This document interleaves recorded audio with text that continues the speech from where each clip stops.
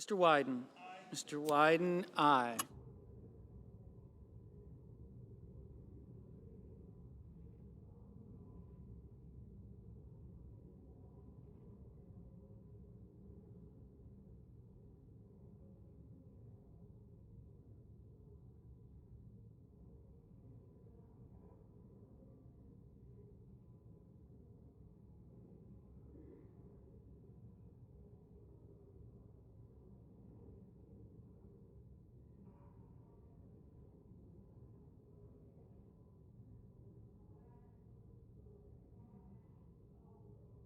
Ms. Collins. Ms. Collins, aye. Mr. King, no.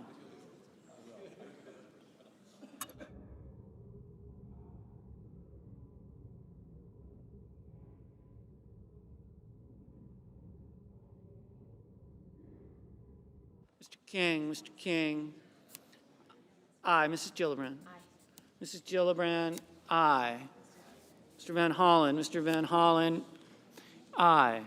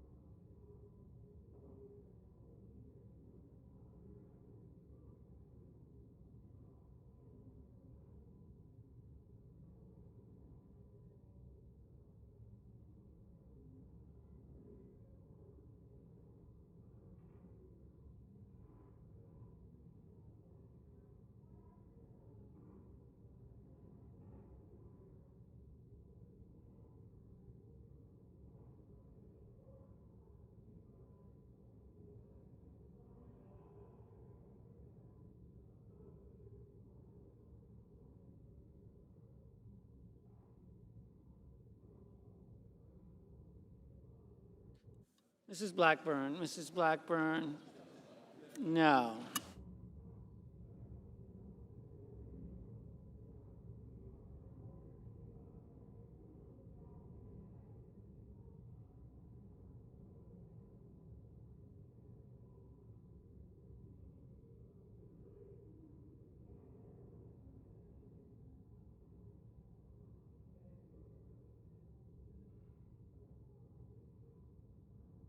Mr. Brown, aye.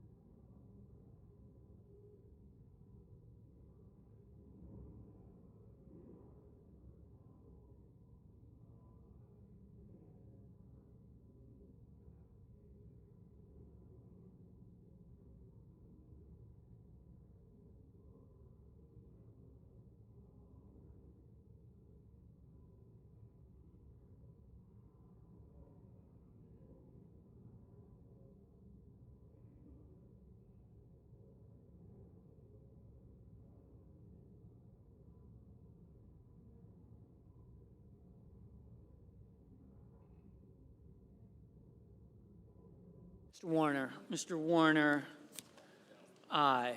Mr. Enzi. Mr. Enzi, no. Mr. Murphy, aye.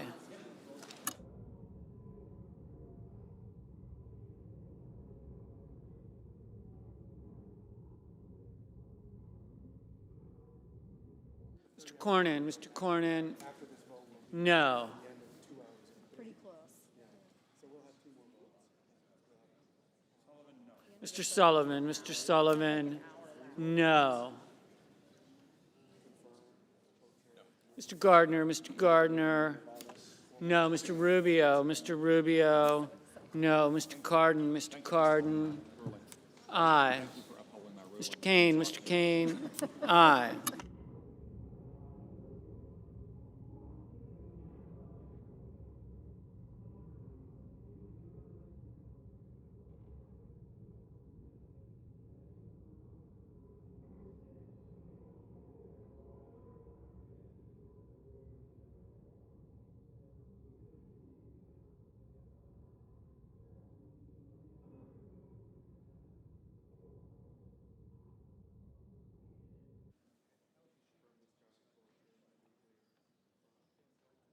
Mr. Portman. Mr. Portman, no.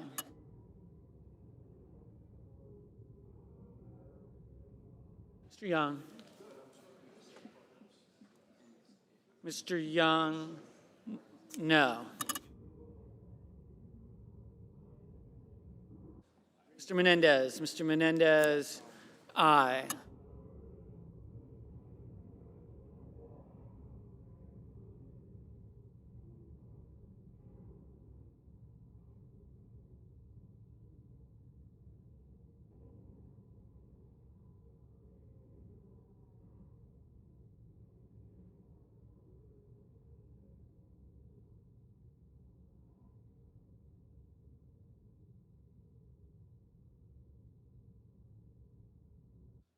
Mr. Jones. Mr. Jones, aye.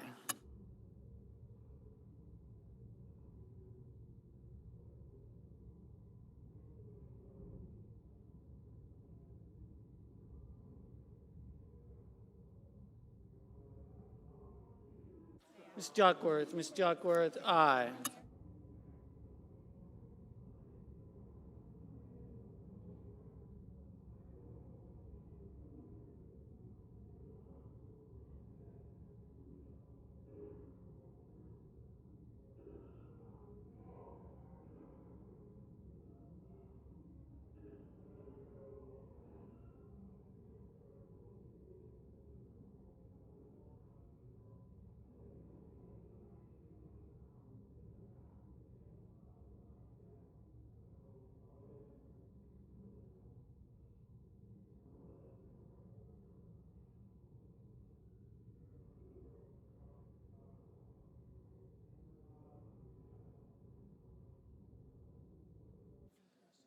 Ms. Cortez Masto. Ms. Cortez Masto, aye. Mr. Lee. Mr. Lee, aye.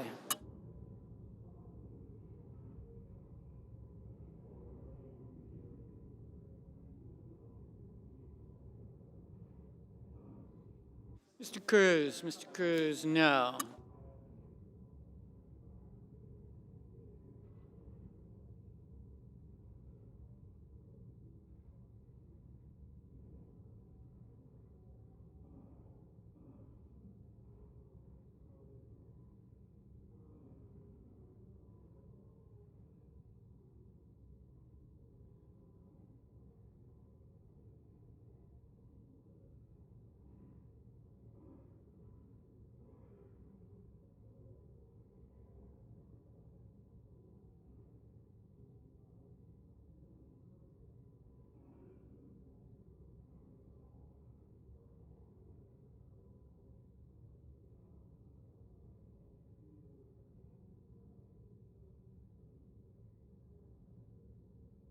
Mr. Heinrich. Mr. Heinrich, aye.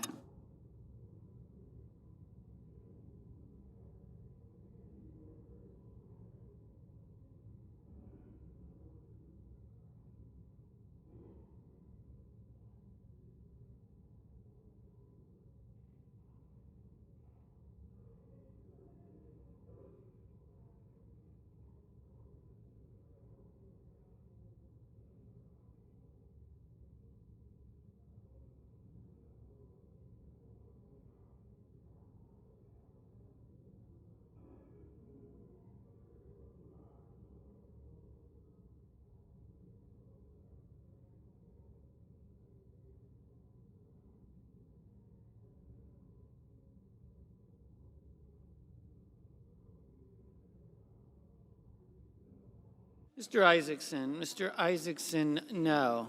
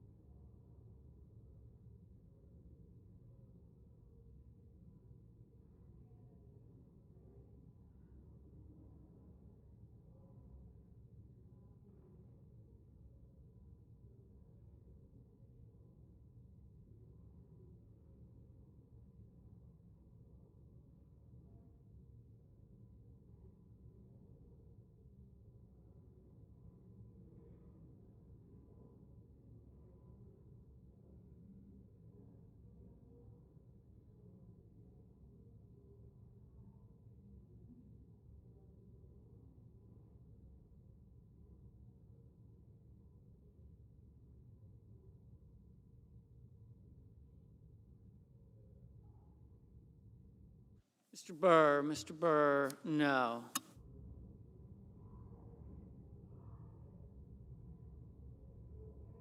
Ms. McSally, no.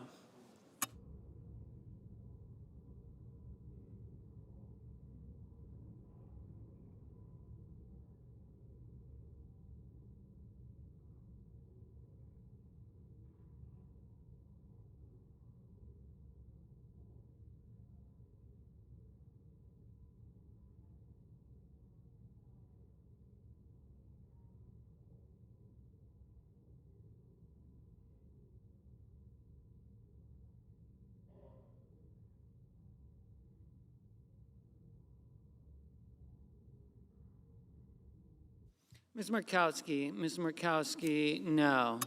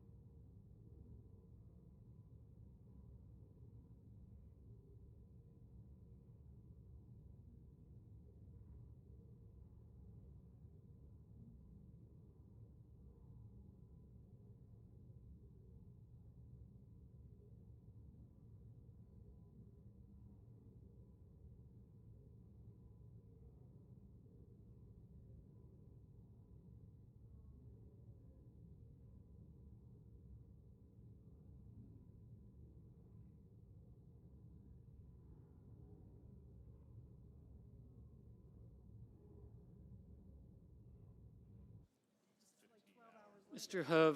Hoven, no.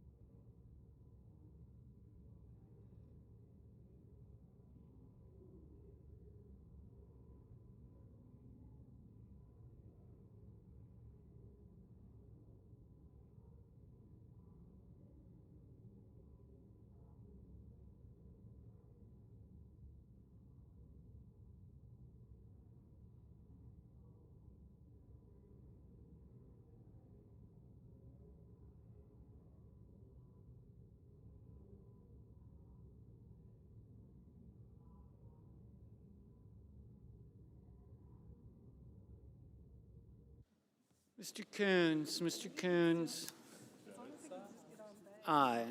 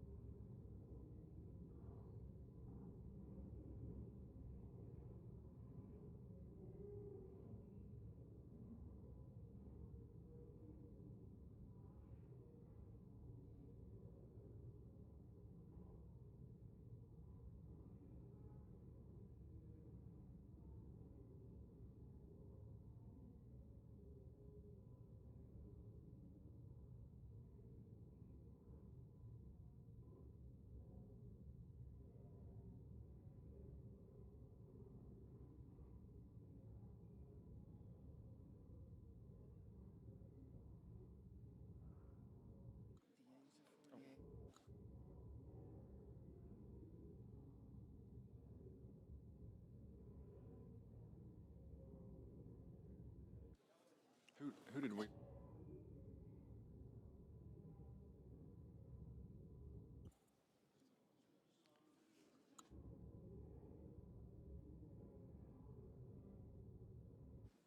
I'll just. The yeas are 48, the nays are 51. The Senate overrules the decision of the chair.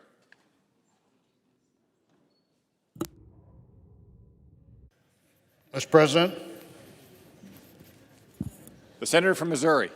Mr. President, today in the last vote, we established a new precedent. The rules of the Senate are the combination of the rules of the Senate and the standing orders of the Senate and the precedents of the Senate. Senator Lankford and I had hoped to do this with a permanent standing order that would basically have put the Senate exactly where the bipartisan vote in 2013, which included my vote, to have the same kind of rules that we're encouraging now. You know, this process is designed to speed up not only nominees for Republican presidents, but also nominees for presidents who are Democrats. In the last 2 years, we've seen an extraordinary use of every tool available to the minority. And the Senate is designed to be a place where the minority is to be heard. And at one time, in fact, any senator could stop everything forever And when senators started doing that to excess, that rule was changed. The protections of the minority often have to be looked at again when the minority abuses the protections of the minority. And in this case, that's what's happened. Now, if we have 2 hours of debate on the nominee that we're debating right now, if we hadn't just taken the vote we took that overruled the chair, we'd have 30 hours of debate. I guarantee you there will not be 2 hours of debate about this nominee. There may not be 2 minutes of debate about this nominee if we would see what we've seen happen in the last 2 years. The rules of the Senate currently say that if any senator wants to hold up consideration of a nominee, then the senator can insist that we go through the process of invoking cloture. Now, in the first 2 years of the Obama administration, that process was used 12 times, and that was more than had been the case in the past. In fact, the previous 3 presidents had had cloture invoked on their nominees a total of 12 times. So 24 times in 4 presidencies. In the first 2 years of President Trump's time in office, 128 times. The majority leader had to come to the floor and say, we're going to have to invoke cloture to have a chance to vote on this nominee. Now, it's the 1st of April, first part of April, already 11 times this year, the Senate has had to invoke cloture on a nominee for a government job, a judgeship, or some other government job. And while that debate time was seldom used, and occasionally at the end of the week we'll say, well, okay, we'll just go ahead and do the last one, we had to every time assume that 30 hours would be used up for those people to be processed and to get a chance to do the jobs that they were going to do. The history of the Senate is exactly as described here earlier by the majority leader. In the first 200 years plus of the Senate, while the Senate often used a delaying tactic to delay legislation and require the Senate to think about it more, the Senate virtually never used the rules of the Senate to slow down the process of putting people in the cabinet. In fact, several presidents and presidents in this century had their full cabinet put in place within the first day or 2 of their administration. That didn't happen with this president, and it's obviously what brought us to where we are today. Usually in the first couple of years of a new administration, the president only gets his cabinet approved right away, but the president also is able to put people around those cabinet officers that want to head the direction of the government in the same direction that the voters just said they wanted the country to go. You know, a term is only 4 years. And if at the end of 2 years you're sending back 124 nominees that just simply didn't get voted on. They got investigated, they got the background check done, they went through the committee voted to send them to the floor. The work of the committee was always supposed to be that part of the work. That happened for 124 people who never got a chance to get voted on in the first 2 years of this administration. Many of those had been waiting in line for a year. Now, if you're appointed to have a short-term job in the federal government and willing to serve, the one thing that does for sure is put your life in some chaos, coming up with the material that the Congress insists on, going through the background check, getting your financial records out. For most people, it also means putting the way they make a living on hold. I had somebody that I nominated as one of 3 people for the president to choose from to be the district judge in the Eastern District of Missouri. I think I made that nomination roughly 24 months ago. 22 months ago, the president told the person that they were going to nominate that person. That person last November, after a year and a half of their telling all their law clients, I'm about to become a federal judge. You may need to find another lawyer, close their legal practice. They haven't been voted on yet. They were that man was one of the people sent back to the White House, had to be sent back up this year, had to go through the Judiciary Committee again, and had to get back in a line where every single person took 30 hours of debate after the one day that has to be debatable between the time the leader brings you up and you come to the floor.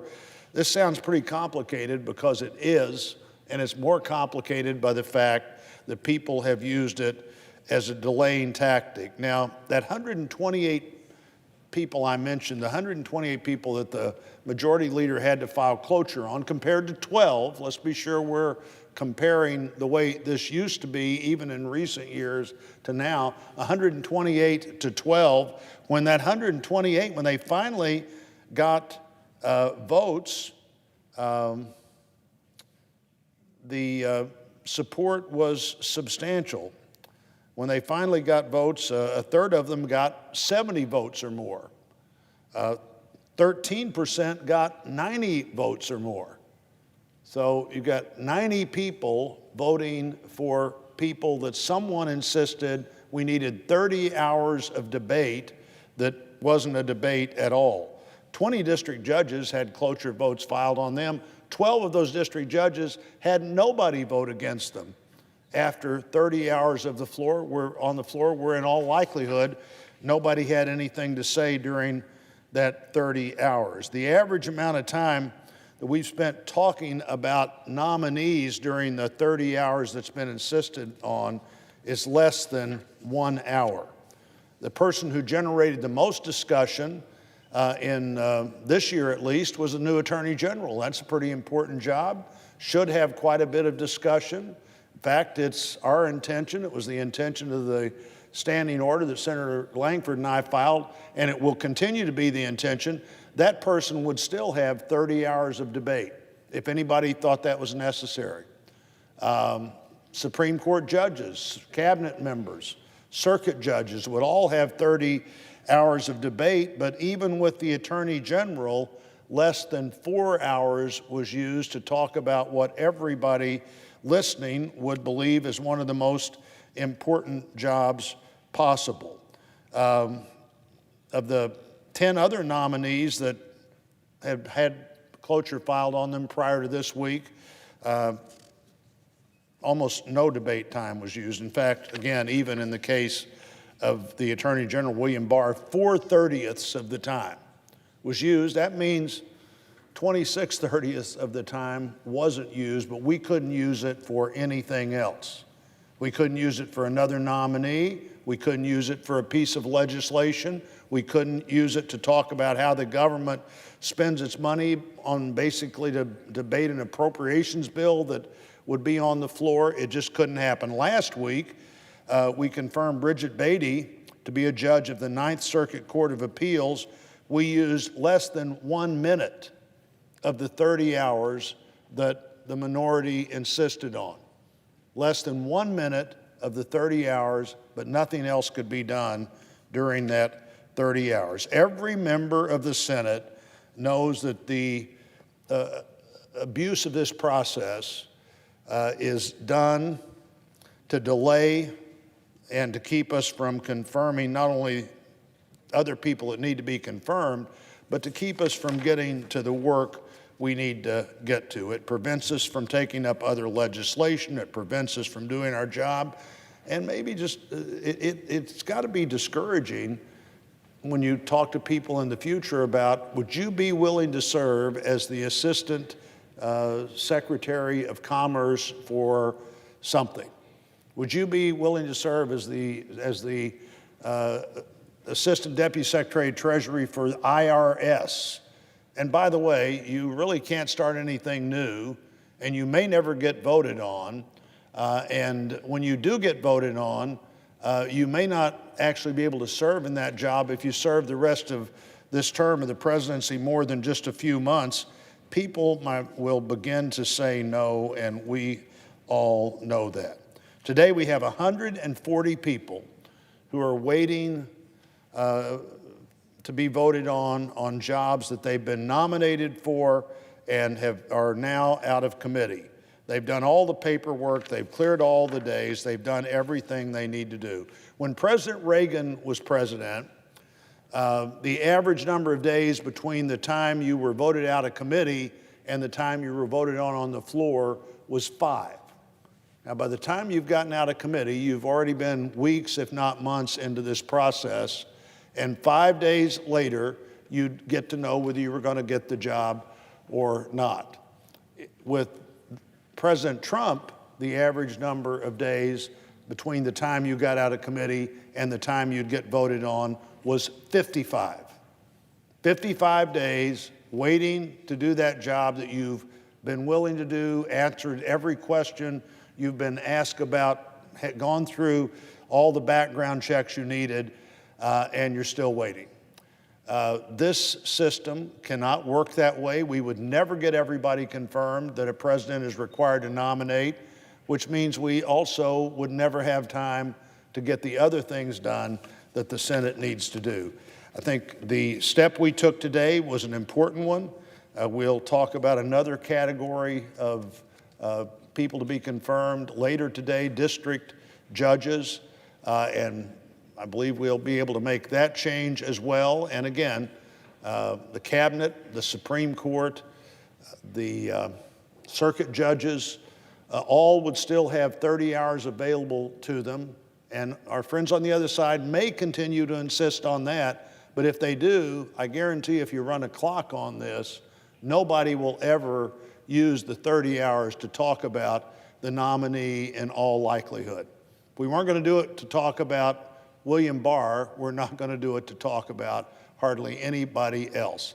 Debate is an important thing. Having the right people in the right job is an important thing. It's also important to have them in the right job at the right time. And I believe the Senate today is taking important steps to return back to the traditional role of the Senate in confirming nominees and giving presidents an opportunity to do the job they were elected to do. And with that, Mr. President, I would yield back. Senator from West Virginia. Mr. President, I thank my colleague. He has more institutional knowledge, been here longer and understands this process. I haven't been as long, but I'm trying to put a little common sense to it, and I'm having a hard time. And I'm not naive enough to stand up and thinking that if I could have given my speech before we took that vote, it might have made any difference. I wish it would have. I wish I could have, but it didn't happen that way. So, Madam President, words cannot express how disappointed I am. I truly am to stand here as the only member of the Senate that voted against the nuclear option in 2013 when it was a Democrat proposal, in 2017, a Republican proposal, and now what we did today. I have voted consistently against this because it is not who we are, and it's not about what we're about either. For those who don't know the nuclear option, it is strictly a gimmick that allows the majority party to truly steal the power of debate and the power of the filibuster from individual senators. Why does that matter? Because so much of our influence as senators comes from our power to filibuster. It is also the most powerful tool that we have to force compromise and to stand up for the people that we represent. In spite of the importance of this power, everyone else in the body who has had the chance has voted to use the nuclear option to lower the votes required to end debate from 60 votes to a simple majority at 50 plus 1 on different types of nominees. That is a tragedy for our constituents. In this country, it's even more of a tragedy. And for the institution of this Senate, it's a disaster. This debate is not new, and I would not be honoring the legacy of the late Senator Robert C. Byrd, which is the seat I sat in, if I did not take the opportunity to at least recite a little history here on the floor of the Senate. The Founding Fathers always intended the Senate to be deliberate, and we are known as the most deliberate body in the world. George Washington himself was said to have told Thomas Jefferson that the Senate should serve as a cooling saucer for the legislation from the House. As you know, the House works on simple majority, 218 Democrats or 218 Republicans can do anything they wish. The Senate is supposed to temper that down. And this body was created to protect the rights of the individual states, small states in particular. In the Federalist Papers, John Jay notes that in this spirit, it may be remarked that the equal vote allowed to each state is at once a constitutional recognition of the portion of sovereignty remaining in the individual states and an instrument for preserving that the residuary sovereignty. The filibuster is essential to preserving that residual sovereignty and diminishing the power should matter to anyone who comes from a small or rural state like my state of West Virginia. This power was also meant to empower individual members like me that often find themselves in the minority of their own party. That doesn't mean that we can't make changes for efficiency, but this rule today, this change, and the two that came before it in 2013 and 2017 were not meant to make this place more efficient. They were meant to take power from each and every senator. Madam President, that means you and me have given up our power and ability for us to represent our states. Before 1917, there was no way to end a debate in the Senate whatsoever from our beginning. So one member could grind this place to a halt for however long that they felt necessary. And then at the urging of President Woodrow Wilson, the Senate adopted Rule 22 that year, 1917, and first used it 2 years later to end a filibuster against the Treaty of Versailles.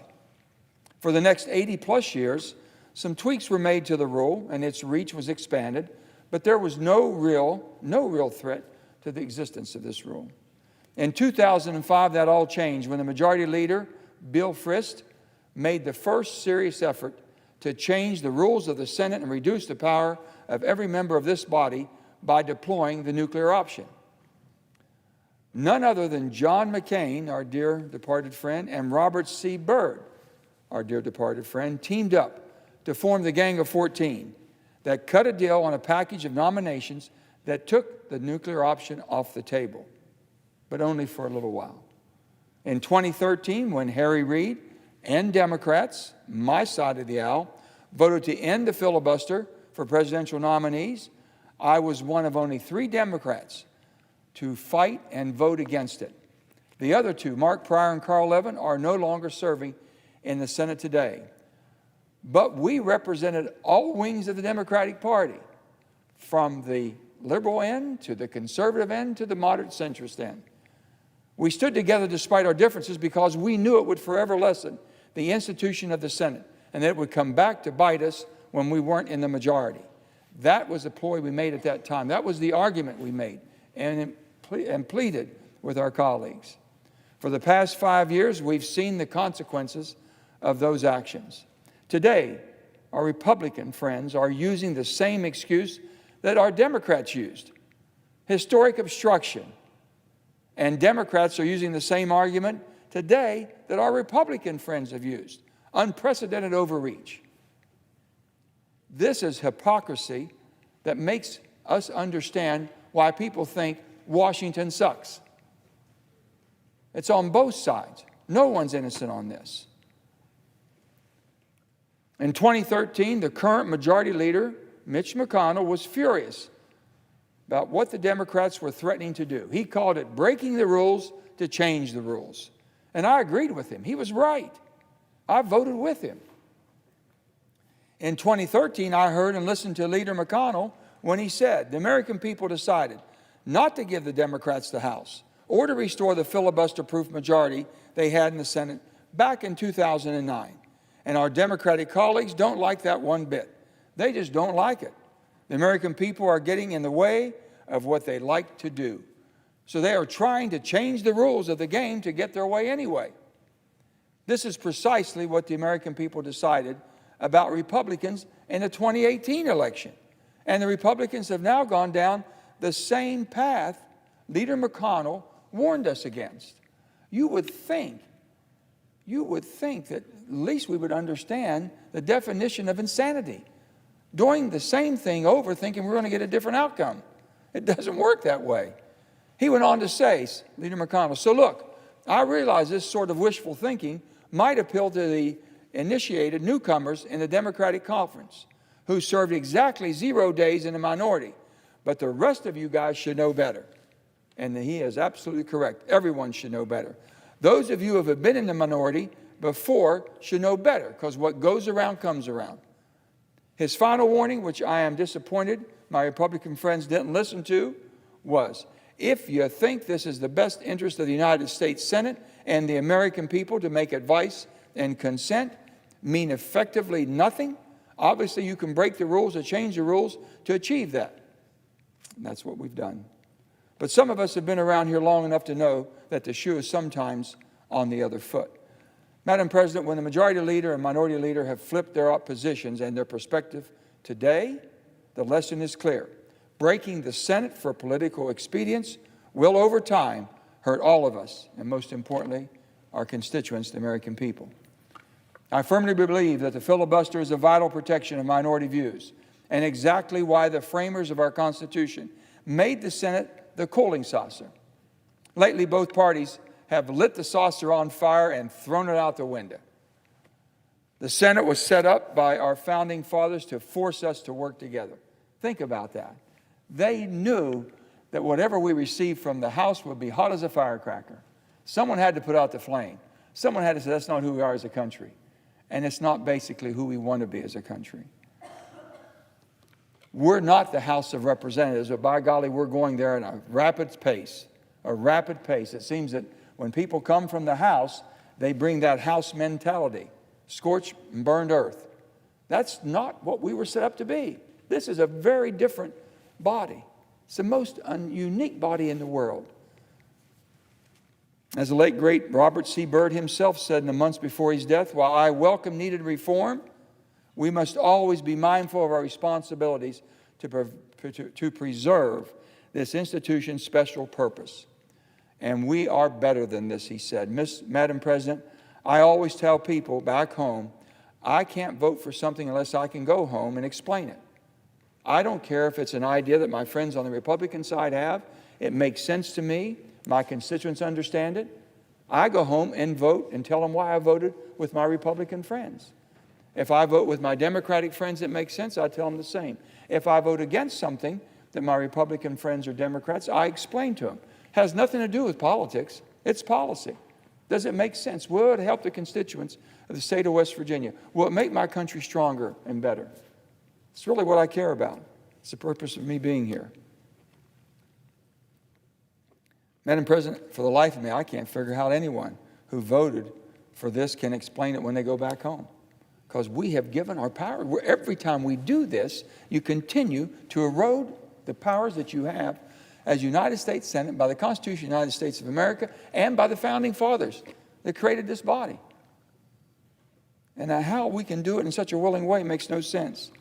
How do you look at people in the eye and say, I gave up my individual power to represent you? How do I do that? I'm not going to do it. I am not going to do it, and I haven't done it, nor will I ever do it. You can say it was because of obstructions. Well, if there's an obstruction, there's a way around obstructions. You drive around obstructions. You have obstructions in your life every day. And you learn to work around obstructions. And it's basically by communicating. It's basically by sitting down and looking at the other side, the other point of view. I've always said this. I'm not always right. I need help. But I'm not always wrong either. I have hopefully some input. And I try to make that as a balance as I approach these things. And Republicans are, what they've done today is basically the same. We don't have obstructions we can't overcome if we respect each other.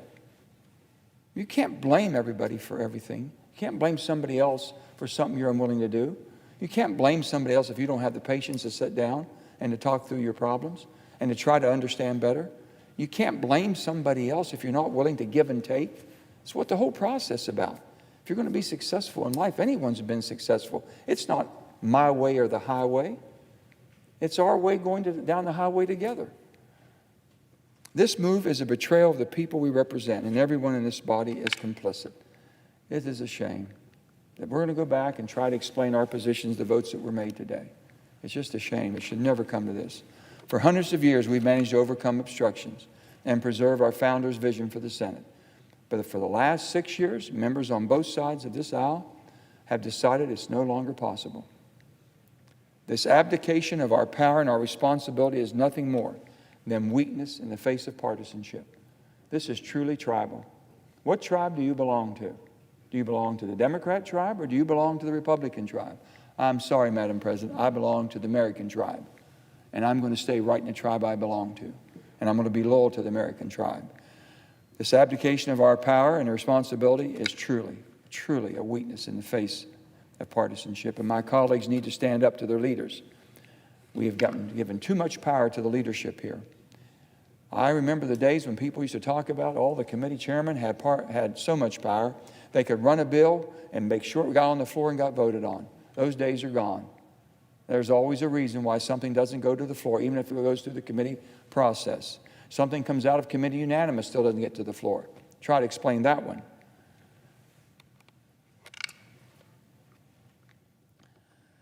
To protect their powers as senators, as representatives for the state, and protect the institution of the Senate, that's not that hard. And I know it because I've done it. I voted against my colleagues on my side of the aisle. I was up front and I was honest. I said, I'm sorry, I can't go home and explain that. Doesn't make sense at all, and I'm not voting for it.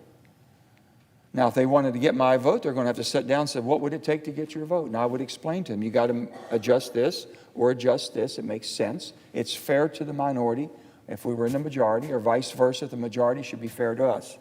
If you can work through that, you'll make it. You can make it on this side. If not, it's going to be a miserable 6 years for every senator that just got elected if we don't come back to reality. I know I keep calling it individual right, but it really isn't. It's a trust passed down from the senators who preceded us. They had the will, they had the determination to make this place work, and we've given up on it. This belongs to our constituents, the power that we have here, and we have no power to protect them now. The solution to obstruction isn't ruining the Senate. It's outreach, it's compromise, it's finding solutions that make a bunch of people on the far left and the far right very uncomfortable and mad at sometimes. And until we're willing to do that, the hard work, this institution, is going to get worse. So it's not that we're fractured, we're almost broken, and it was never intended. I've never seen anything broken that we couldn't fix. I hope we come to our senses. I hope we act as Americans.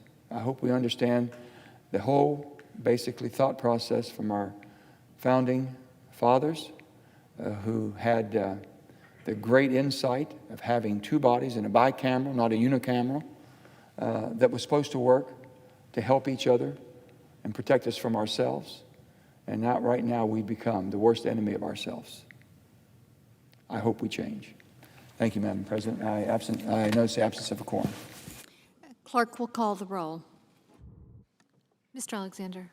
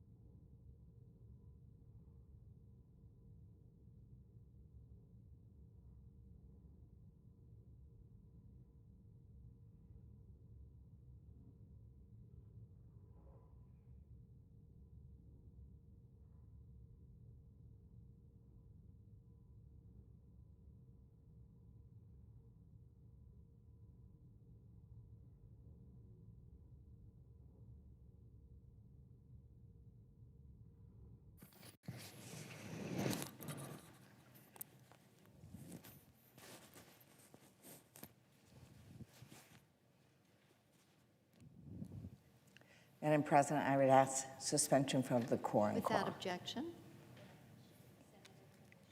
Thank you very much. Thank you, Madam President. I've come to the floor many times, and I come again today to say something very simple and straightforward.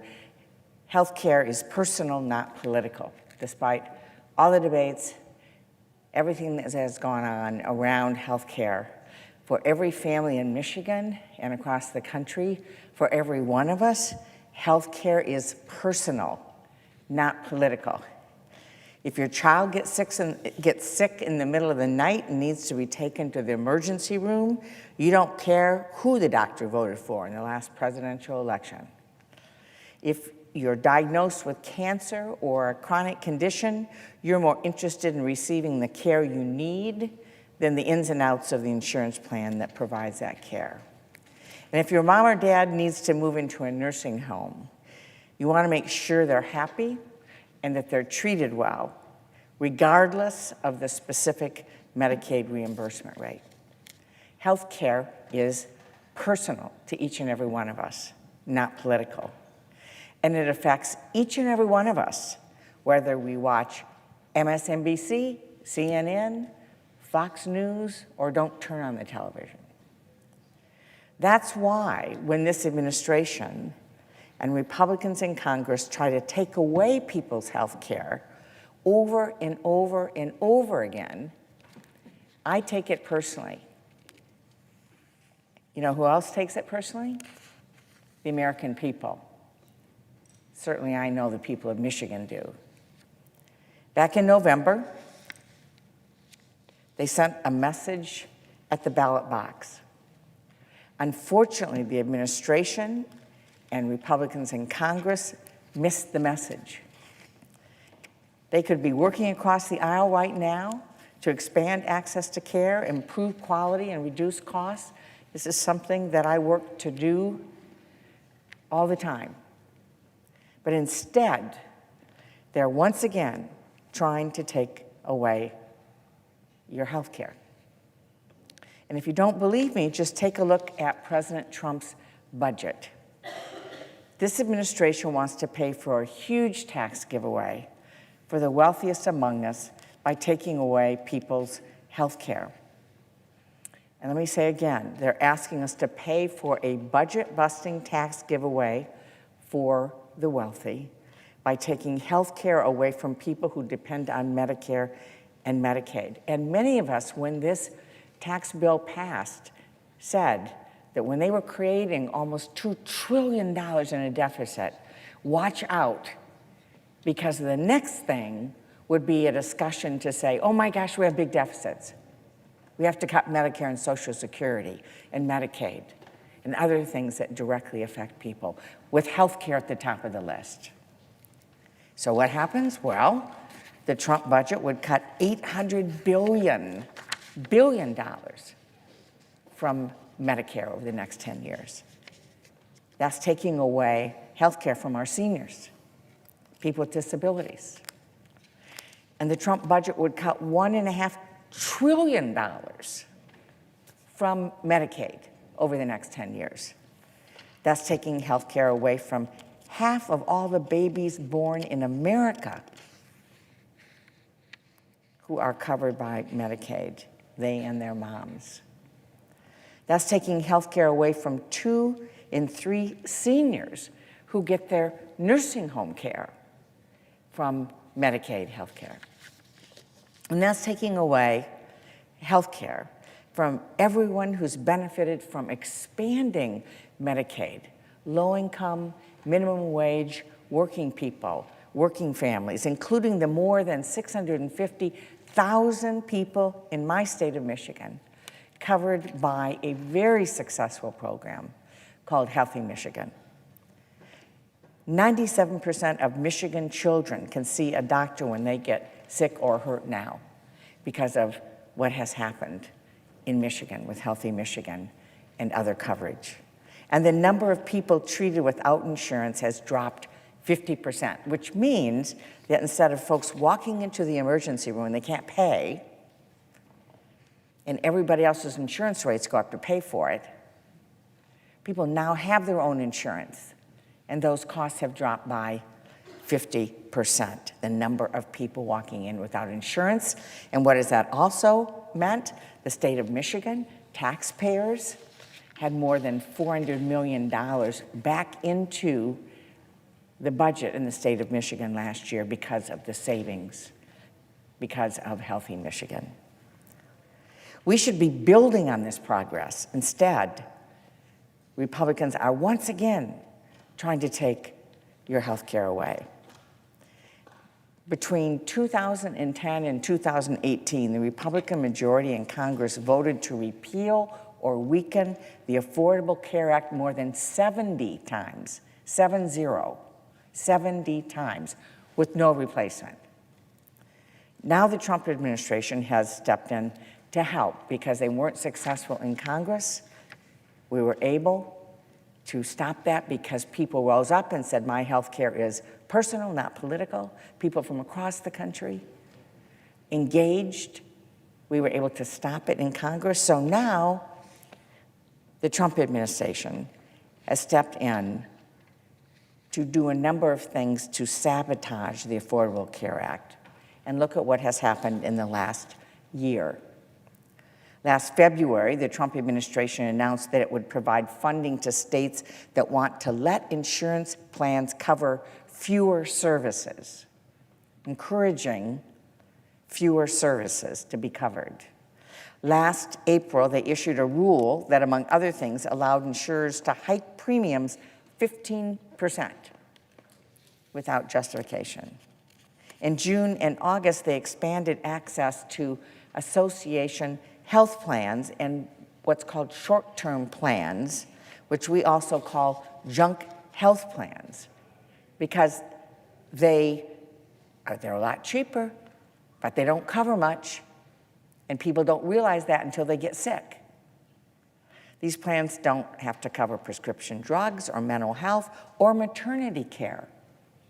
And by the way, as the person who led that fight in the Senate Finance Committee, I can tell you the vast majority of insurance plans prior to the Affordable Care Act did not cover maternity care and prenatal care, which is pretty basic as part of health care for women.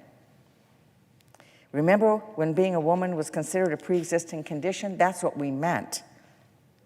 These plans are bringing that back, which means if you're a woman, you have to pay more to be able to get basic health care. And that's wrong. And we did away with that 10 years ago. In July, the Trump administration slashed funding for programs that help people enroll in health insurance coverage and began steering people toward the junk plans. So instead of giving people information through healthcare.gov, encouraging people to find out what would be the cheapest plan that would be effective and cover what they need, they make it harder to sign up for comprehensive coverage and push people towards these junk plans. In October, the Centers for Medicare and Medicaid Services announced that healthcare.gov would be shut down for 60 hours during open enrollment season for maintenance. So you couldn't even get online to be able to sign up for more affordable, comprehensive insurance that actually covers things that you and your family need. And in November, the Trump administration released information for states on how they could use waivers to undermine consumer protections. So what do we mean by consumer protections? Well, things like you can't get dropped if you get sick. Prior to the Affordable Care Act, so many times people said to me, you know, I've paid in insurance all my life and never needed it and finally need it, and I got dropped after I got sick. Or what do you mean it only covers one day in the hospital or doesn't cover maternity care? What do you mean the insurance company can cap the number of cancer treatments I need? Isn't that up to my doctor? Well, it is now. It has been under the Affordable Care Act, and instead we're in a situation where they're trying to get states to waive consumer protections and put decisions back in the hands of insurance companies. Thanks to all of this sabotage, it's estimated that comprehensive health insurance costs 16.6% more this year, 16.6% more this year than it otherwise would. I believe, I'm watching, Madam President, I believe if we reach the moment, am I able to complete my my statement, or, okay, I just want to make sure. I know that we're about to have a vote, but I appreciate if I might have another minute. I would ask consent to complete my statement, which will be about 2 minutes. Is there objection? Thank you. No objection. Thank you very much.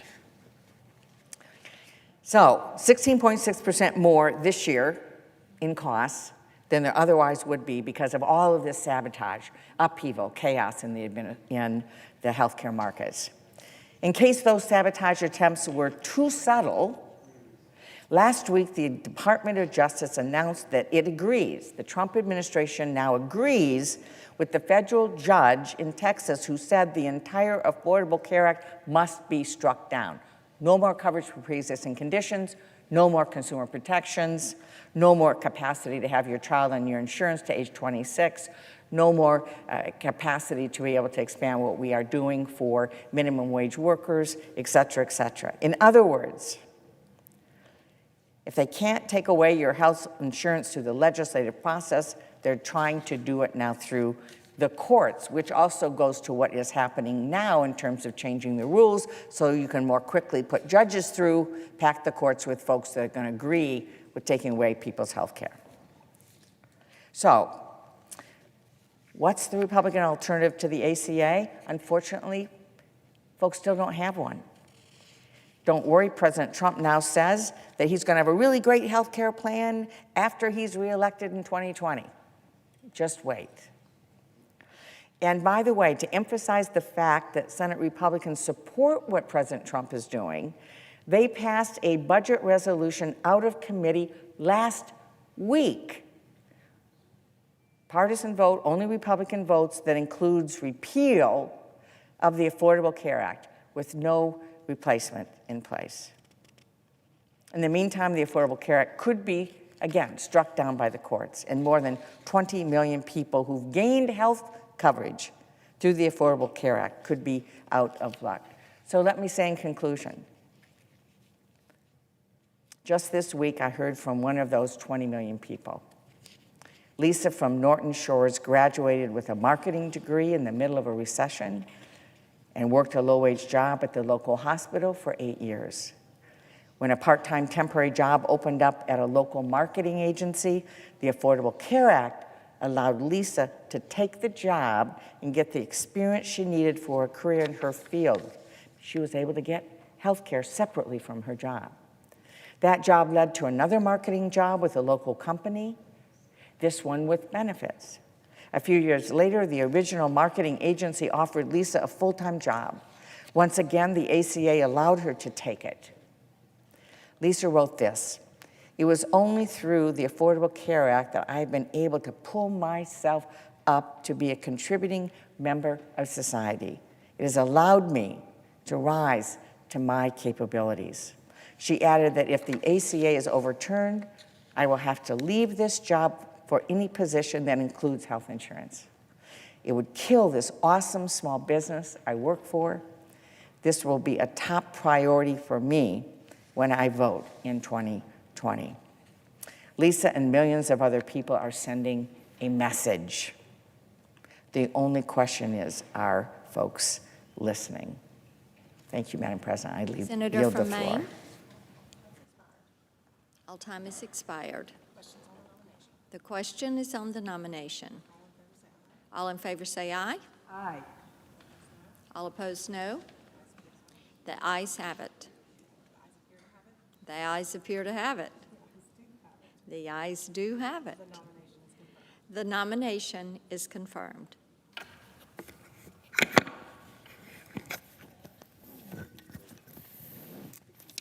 Madam President, The senator from Maine.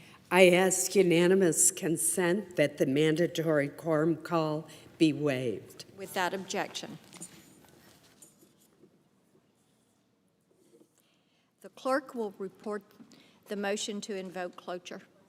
Cloture motion. We, the undersigned senators, in accordance with the provisions of Rule 22 of the Standing Rules of the Senate, Do hereby move to bring to a closed debate on the nomination of Roy Kalman Altman of Florida to be United States District Judge for the Southern District of Florida, signed by 17 senators. The mandatory quorum call is waived. The question is it the sense of the Senate that debate on the nomination of Roy Kalman Altman of Florida to be the U.S. District Judge for the Southern District of Florida shall be brought to a close? The yeas and nays are mandatory under the rule. The clerk will call the roll. Mr. Alexander, Ms. Baldwin, Mr. Barrasso, Mr. Bennett, Mrs. Blackburn. Aye.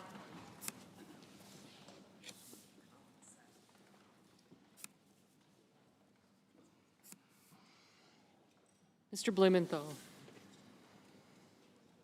Mr. Blunt. Mr. Booker. Mr. Bozeman. Mr. Braun. Mr. Brown. Mr. Burr. Ms. Cantwell. Mrs. Capito. Mr. Cardin. Mr. Carper. Mr. Casey. Mr. Cassidy. Ms. Collins. Mr. Coons. Mr. Cornyn. Ms. Cortez Masto. Mr. Cotton. Mr. Kramer. Mr. Crapo. Mr. Cruz. Mr. Daines. Ms. Duckworth. Mr. Durbin. Mr. Enzi. Ms. Ernst. Mrs. Feinstein. Mrs. Fisher. Mr. Gardner. Mrs. Gillibrand. Mr. Graham. Mr. Grassley. Ms. Harris. Ms. Hassan. Mr. Hawley. Mr. Heinrich. Ms. Hirono. Mr. Hoven. Mrs. Hyde-Smith. Mr. Inhofe. Mr. Isaacson. Mr. Johnson. Mr. Jones. Mr. Kane. Mr. Kennedy. Mr. King. Ms. Klobuchar. Mr. Langford. Mr. Leahy. Mr. Lee. Mr. Manchin. Mr. Markey. Mr. McConnell. Ms. McSally. Mr. Menendez. Mr. Merkley.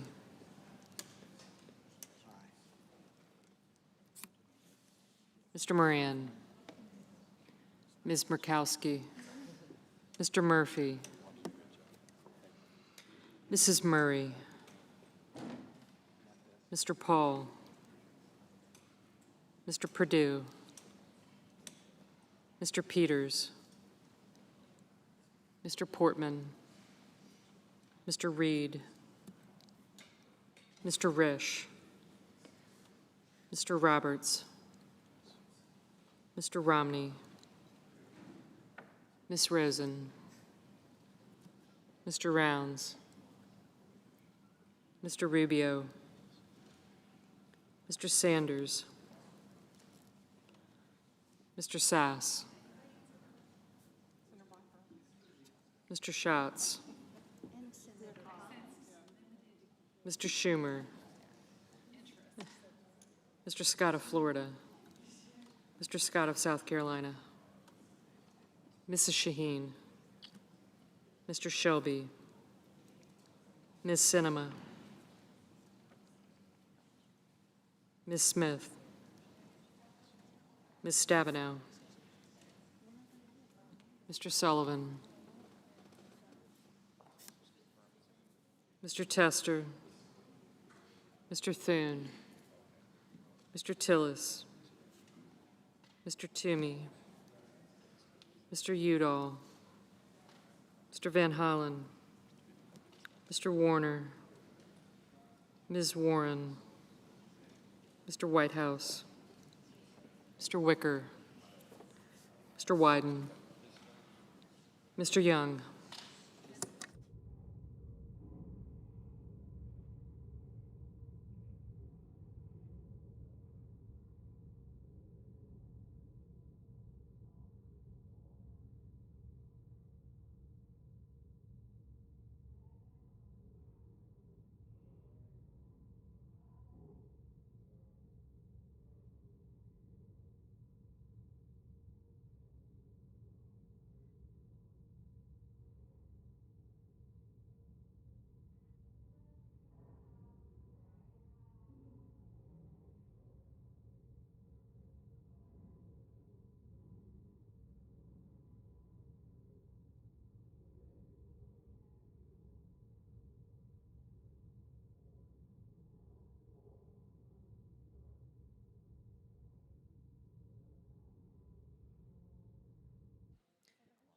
Senators voting in the affirmative: Blackburn, Collins, Cotton, Isaacson, Kennedy, Romney, and Tester. No senator voted in the negative.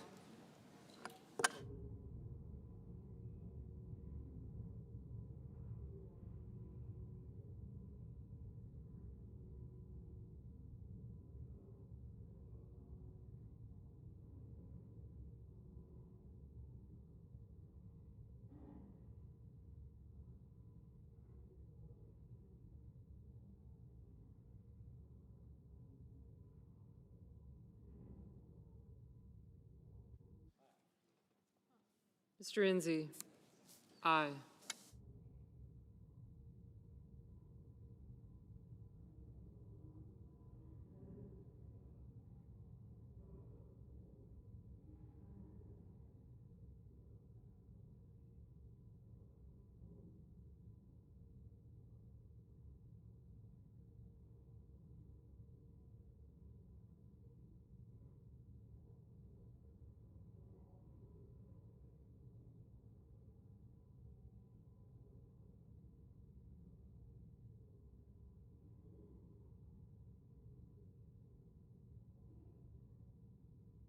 Mrs. Murray, no.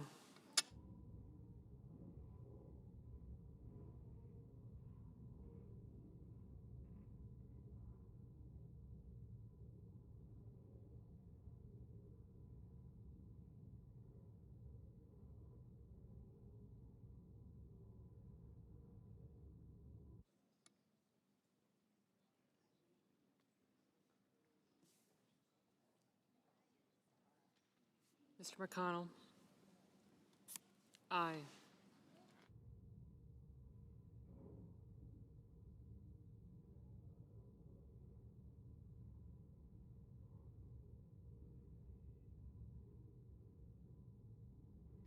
Mr. Leahy, no.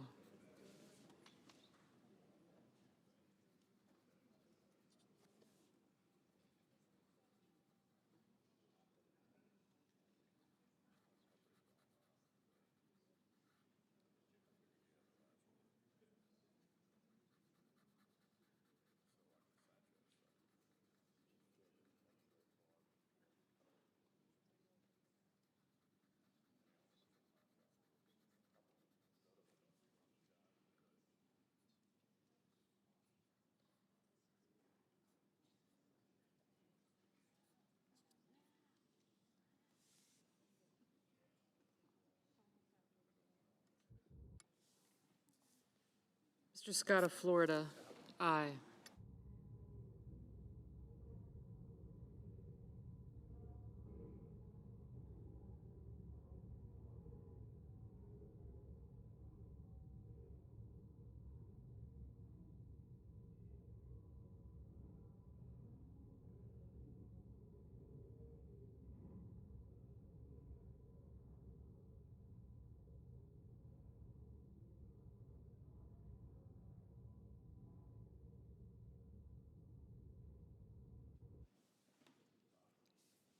Mr. Hawley, aye.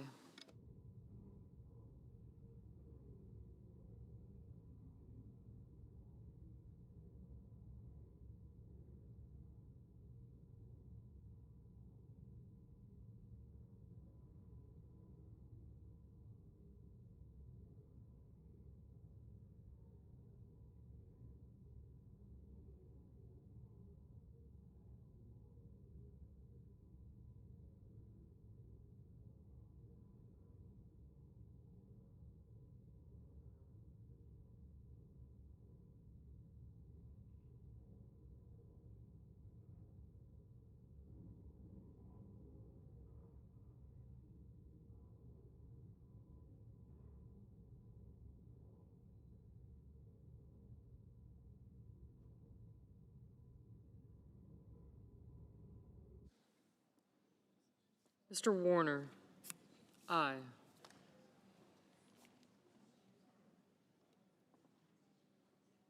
Mr. Thune? Aye.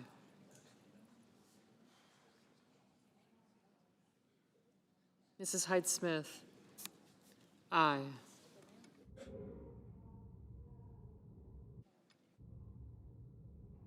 Mr. Kane? Aye. Mr. Roberts? Aye.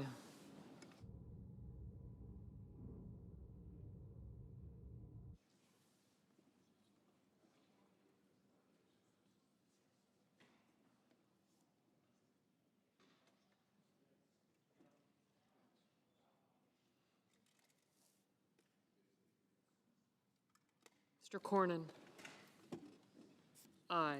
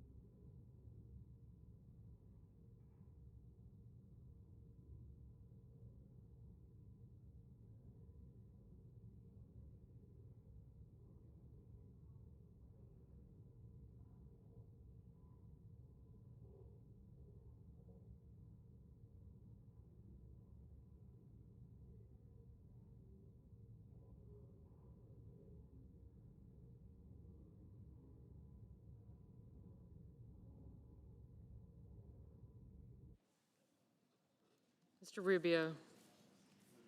Aye. Ms. Rosen? Aye.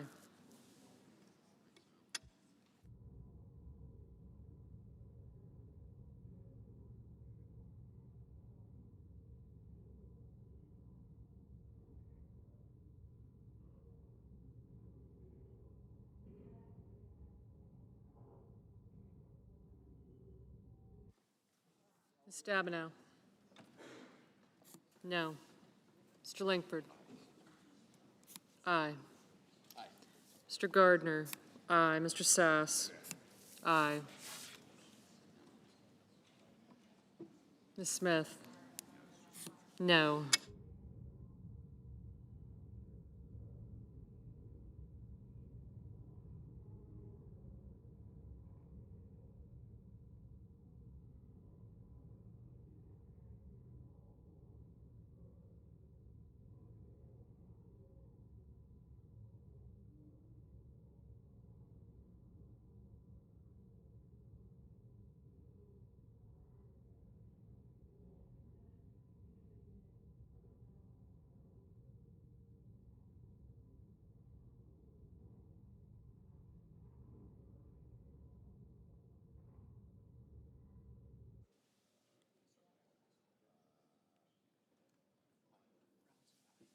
Mr. Rounds? Aye.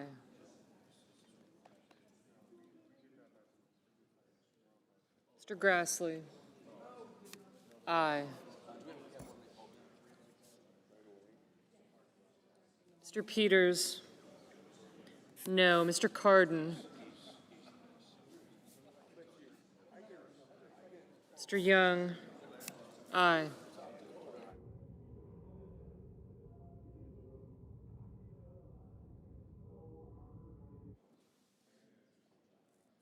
Mr. Casey? No. Mr. King? No. Mr. Durbin? Aye.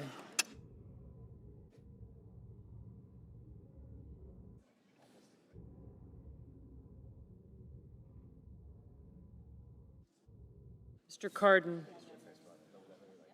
Aye. Mr. Brown? No.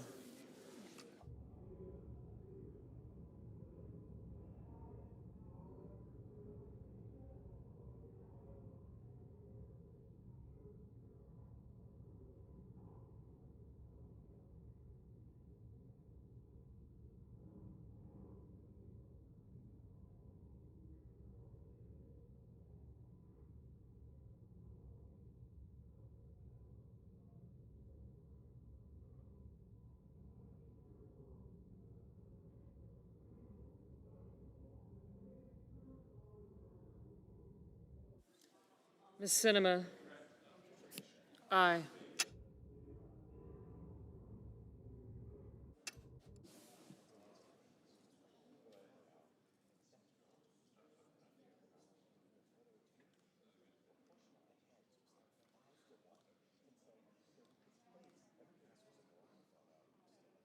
Mr. Burr? Aye. Ms. Klobuchar? No.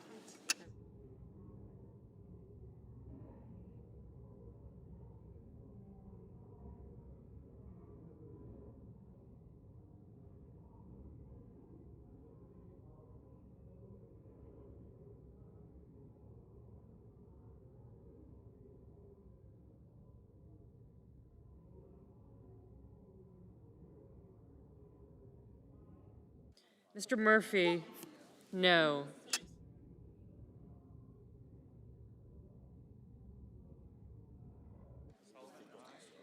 Mr. Sullivan? Aye. Mr. Inhofe? Aye.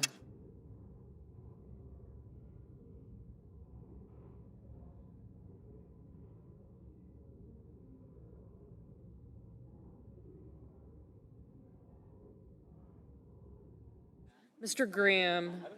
Aye. Mr. Wyden? No.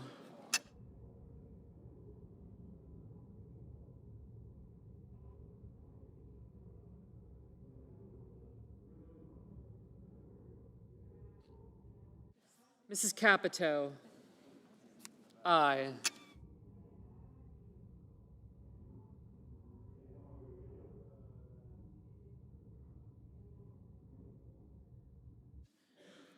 Mr. Van Hollen? No. Ms. Hirono? No. Mr. Barrasso? Aye. Mr. Schatz? No.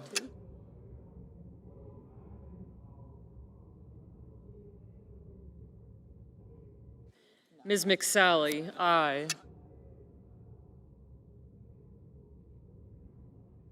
Mr. Toomey? Aye.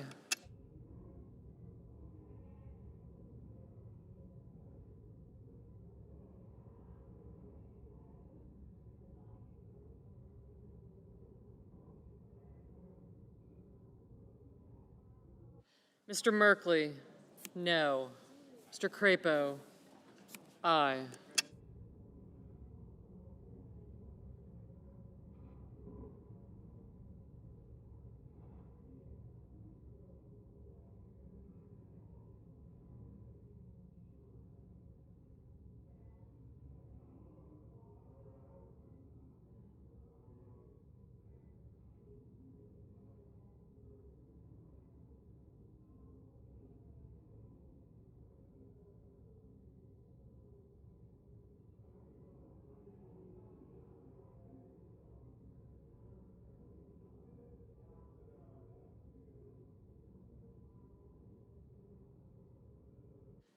Ms. Cantwell?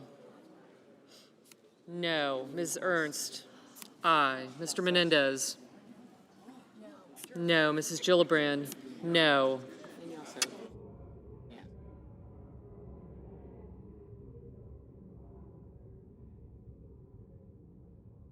Mr. Cassidy? Aye. Mr. Perdue? Aye. Mr. Blumenthal? No.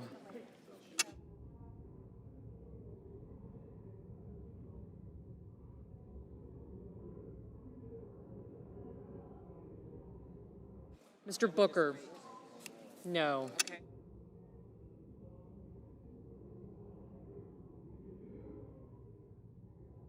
Mr. Wicker? Aye. Mr. Hoven? Aye. Mr. Lee? Aye. Mr. Kramer? Aye. Ms. Hassan? Aye. Mr. Shelby? Aye. Mr. Bozeman? Aye. Alexander? Aye.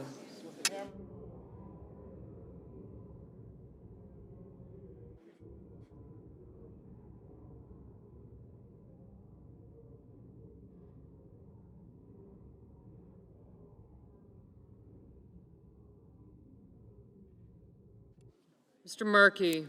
No.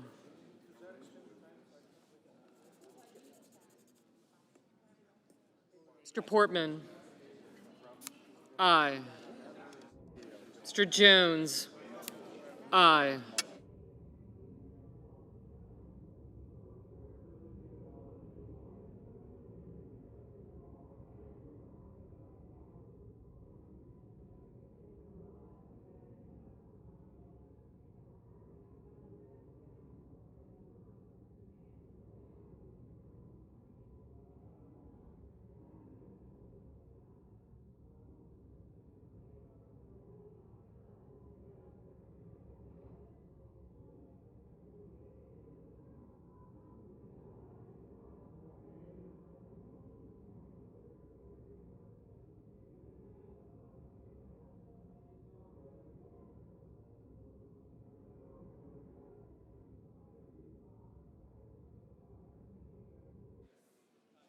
Mr. Tillis?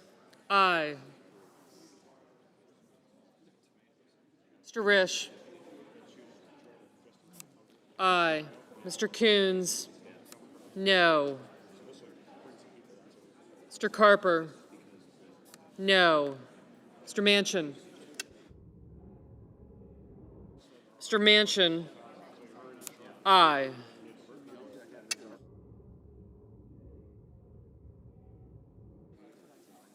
Mr. Braun? Aye.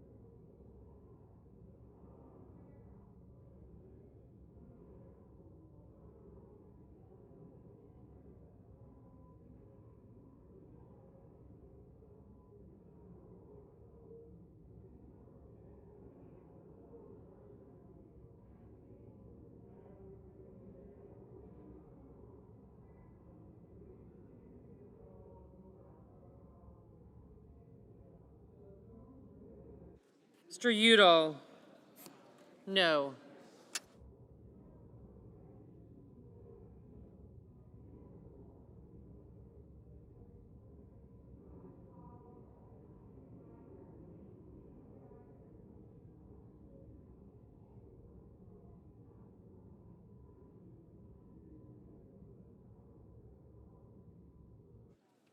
Mr. Sanders? No. Mr. Blunt? Aye. Mr. Reed? Aye.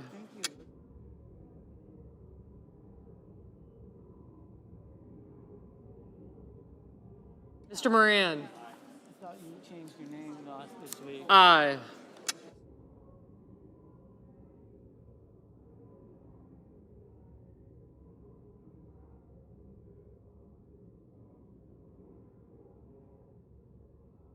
Mr. Scott of South Carolina, aye.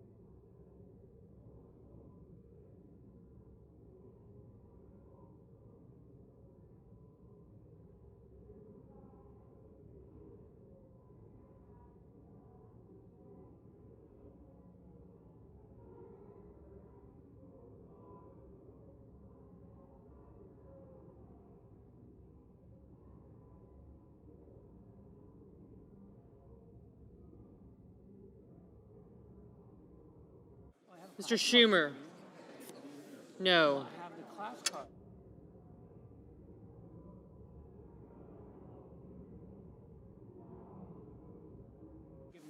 Ms. Murkowski,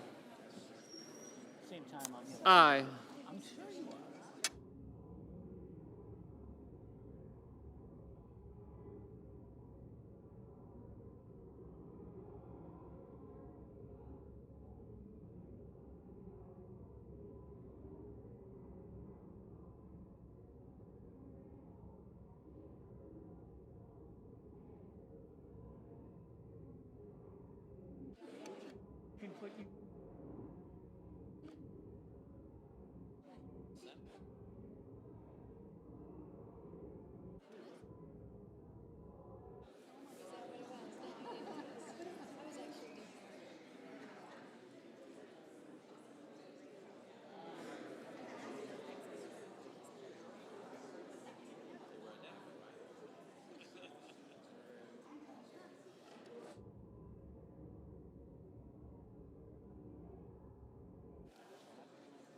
Mr. Heinrich, no.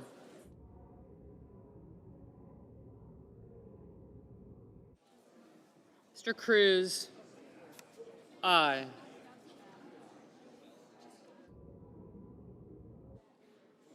Mrs. Feinstein, aye.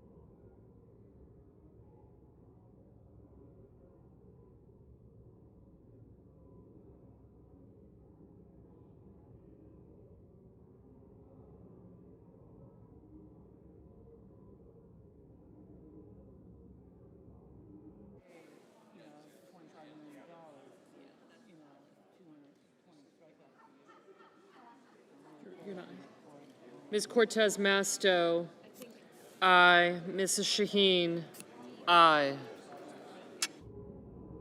Ms. Warren, no. Mr. Paul, no.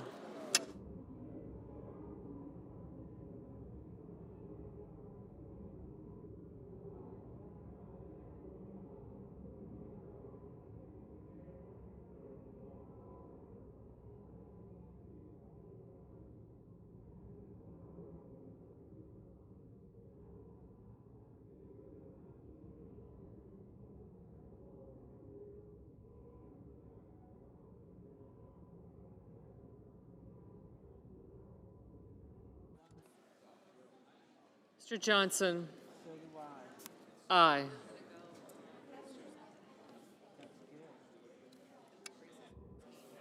Ms. Baldwin? No. Ms. Duckworth? Aye.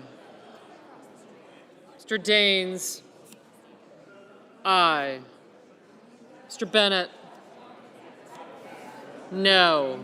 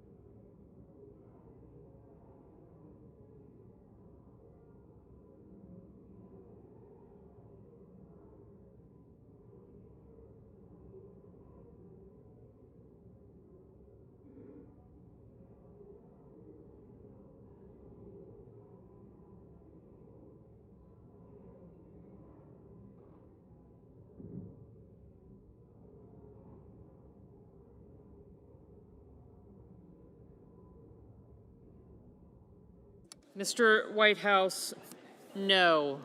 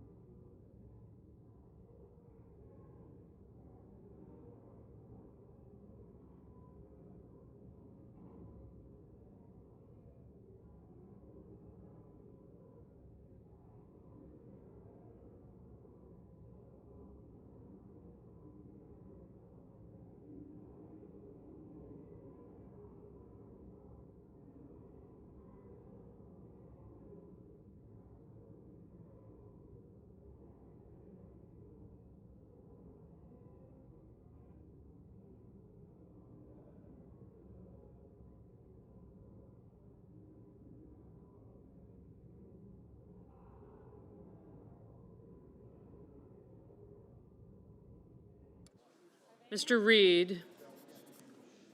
No.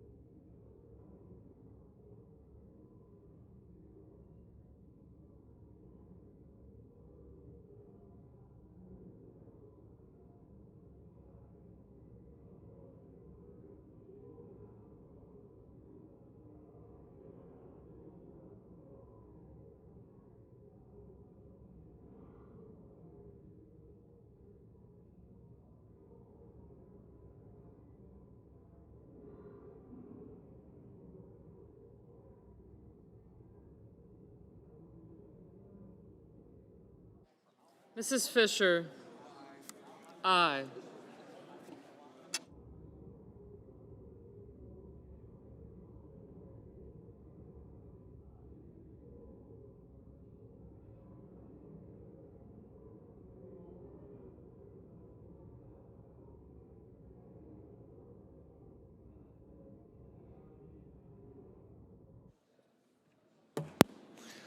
Are there any senators in the chamber wishing to change their vote? If not, the yeas are 66, the nays are 33. The motion is agreed to. The clerk will report the nomination. Nomination, the judiciary, Roy Kalman Altman of Florida to be United States District Judge for the Southern District of Florida. Can we have order? Order in the Senate, please. Order, please. Order. Majority Leader. I raise a point of order that the post-cloture time under Rule 22 for all judicial nominations other than circuit courts or Supreme Court of the United States is 2 hours. 22 of the standing rules of the Senate, the point of order is not sustained. I appeal the ruling of the chair and ask for the yeas and nays. Is there sufficient second? There appears to be. The question is, shall the decision of the chair stand as the judgment of the Senate? The yeas and nays have been ordered. The clerk will call the roll. Mr. Alexander.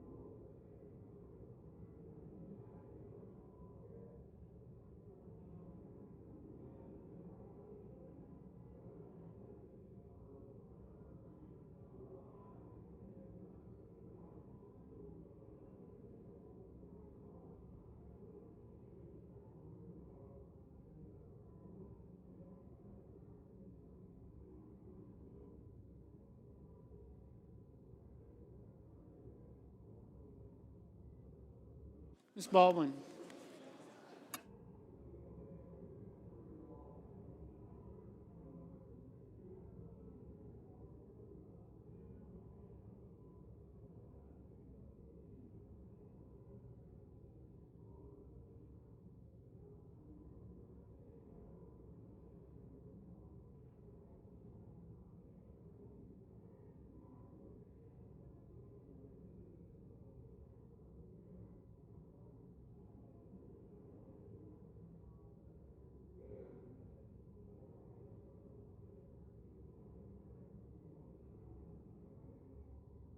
Mr. Barrasso.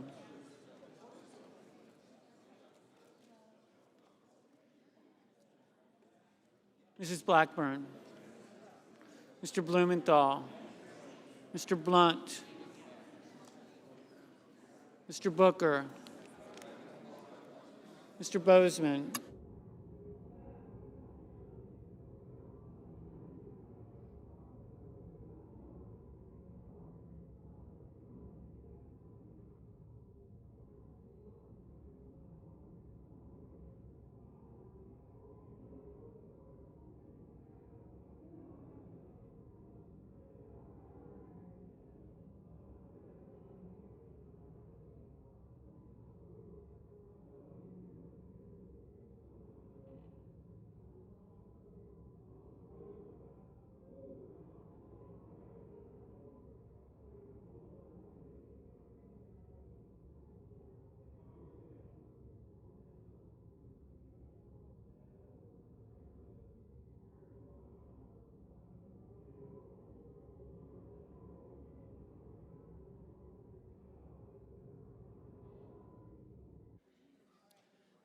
Mr. Booker.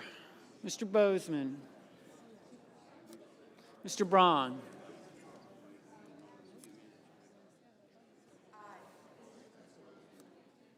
Mr. Brown.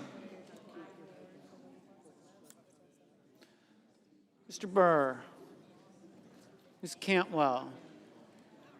Mrs. Capito. Mr. Cardin. Mr. Carper. Mr. Casey. Mr. Cassidy. Ms. Collins. Mr. Coons. Mr. Cornyn. Ms. Cortez Masto.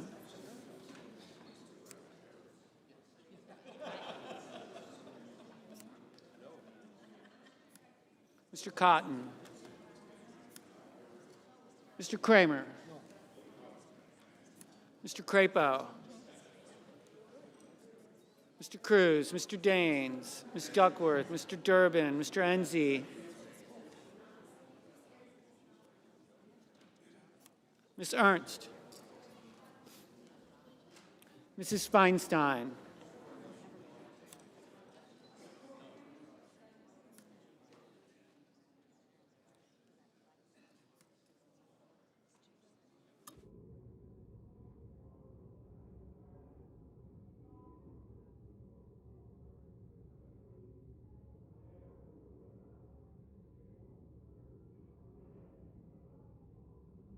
Mrs. Fisher. Mr. Gardner.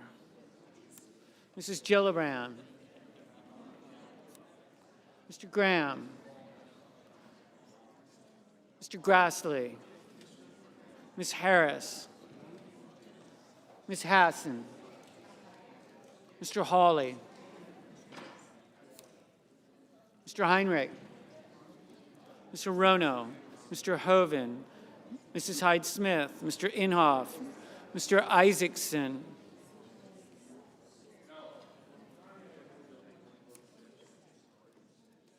Mr. Johnson. Mr. Jones. Mr. Kane. Mr. Kennedy. Mr. King. Ms. Klobuchar. Mr. Langford. Mr. Leahy. Mr. Lee. Mr. Manchin.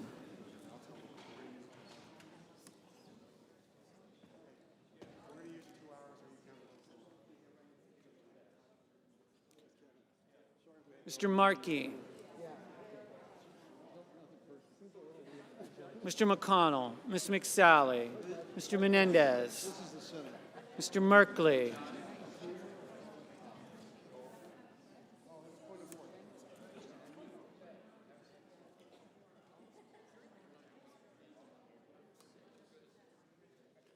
Mr. Moran, Ms. Murkowski, Mr. Murphy, Mrs. Murray,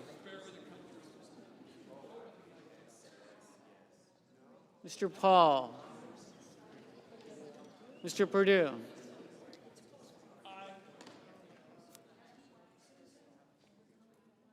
Mr. Peters.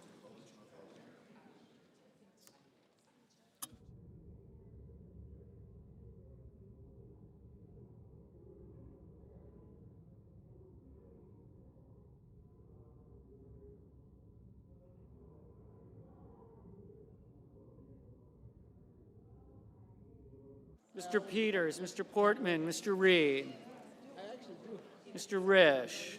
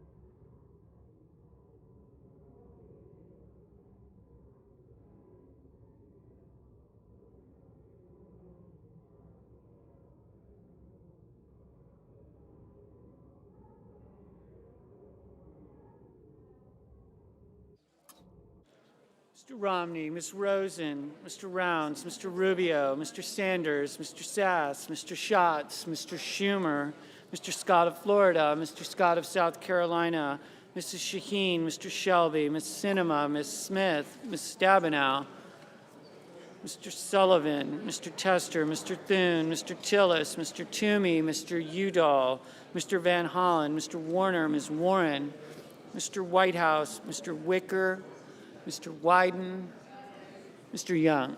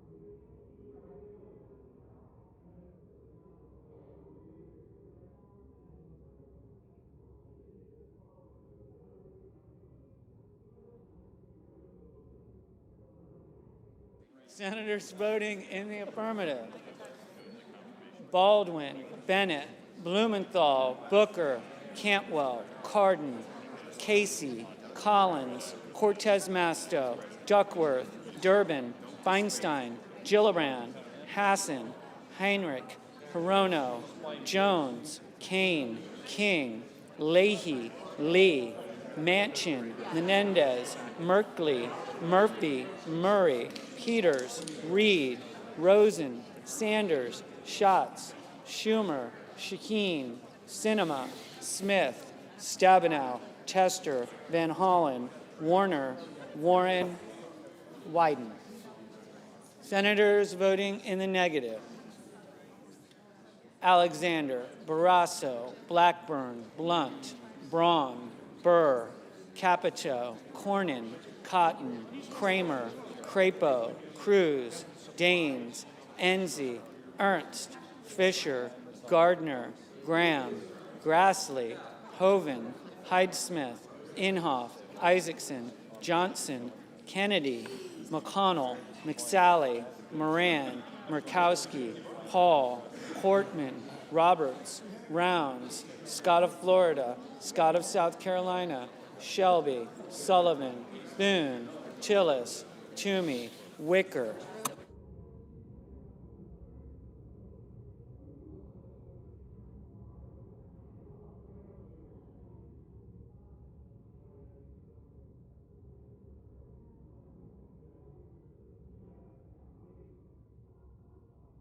Mr. Brown, aye. Mr. Whitehouse, aye.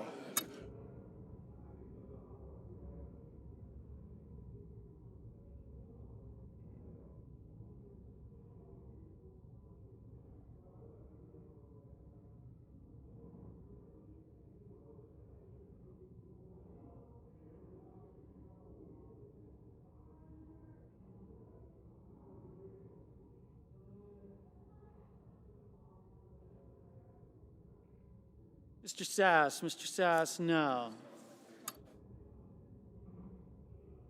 Mr. Udall, aye.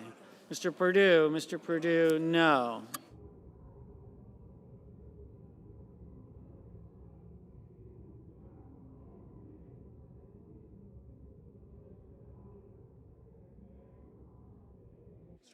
Mr. Hawley, no.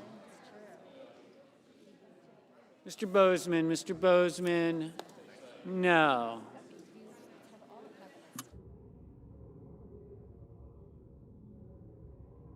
Mr. Coons, aye.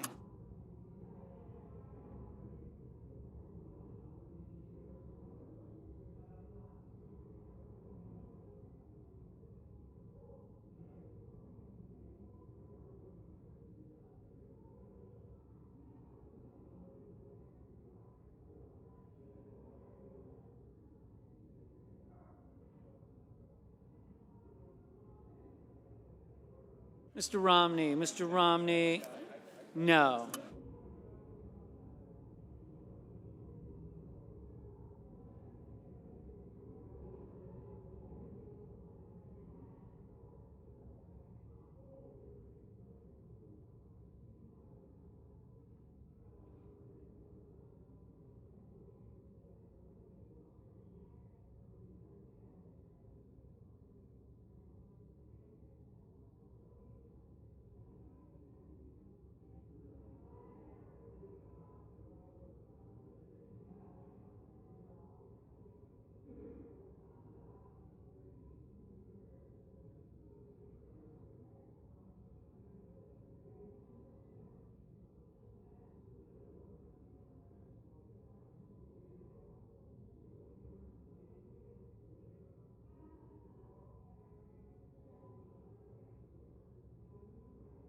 Ms. Klobuchar, aye.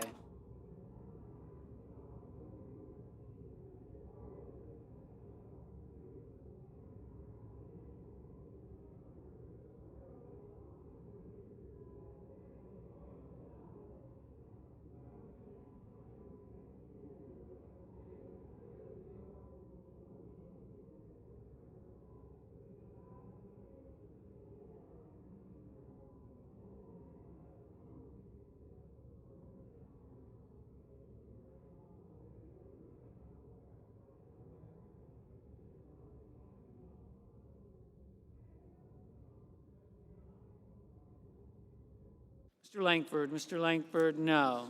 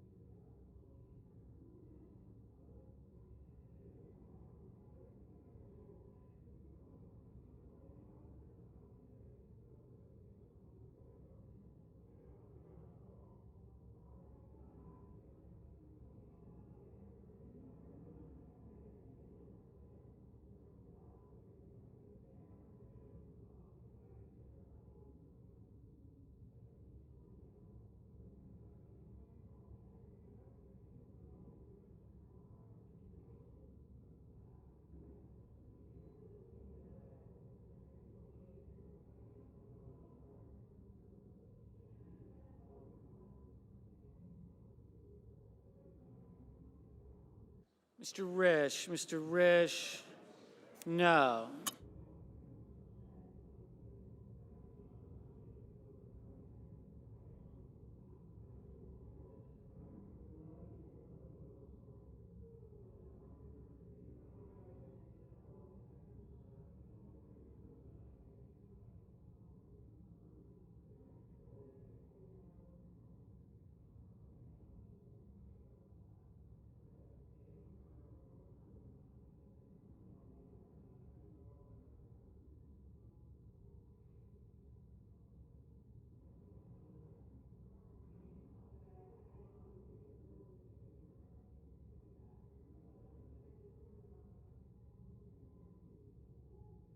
Mr. Cassidy. Mr. Cassidy, no.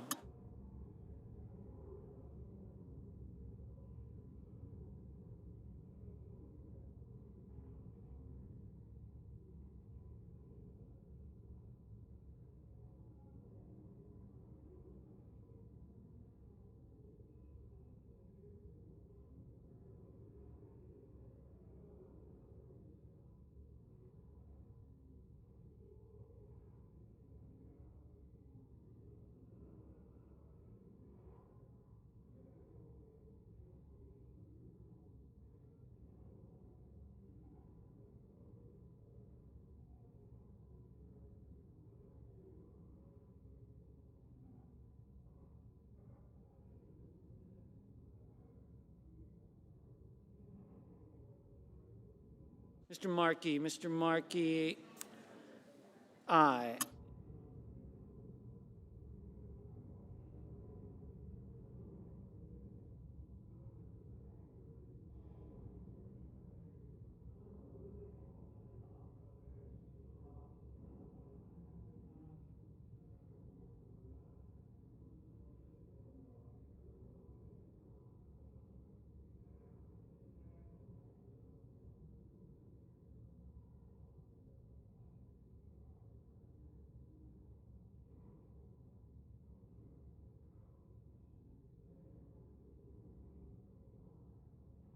Mr. Rubio. Mr. Rubio, no.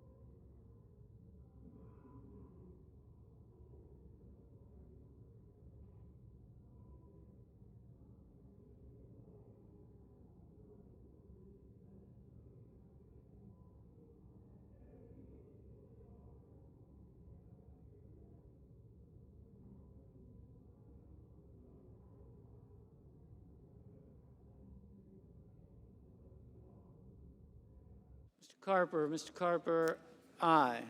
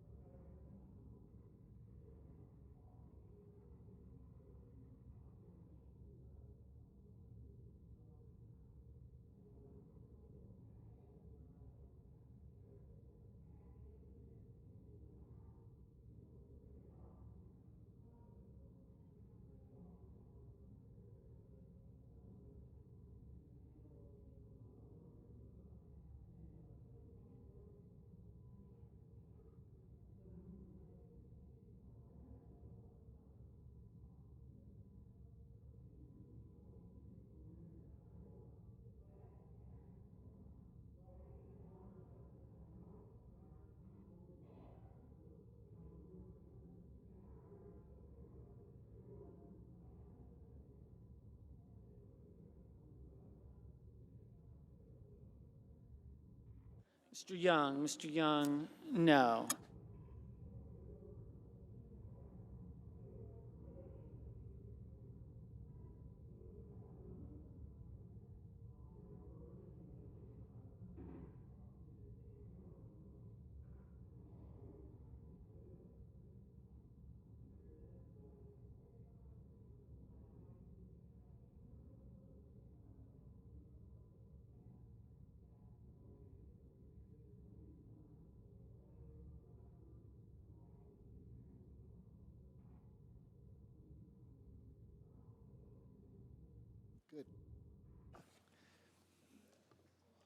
On this vote, the yeas are 48, the nays are 51.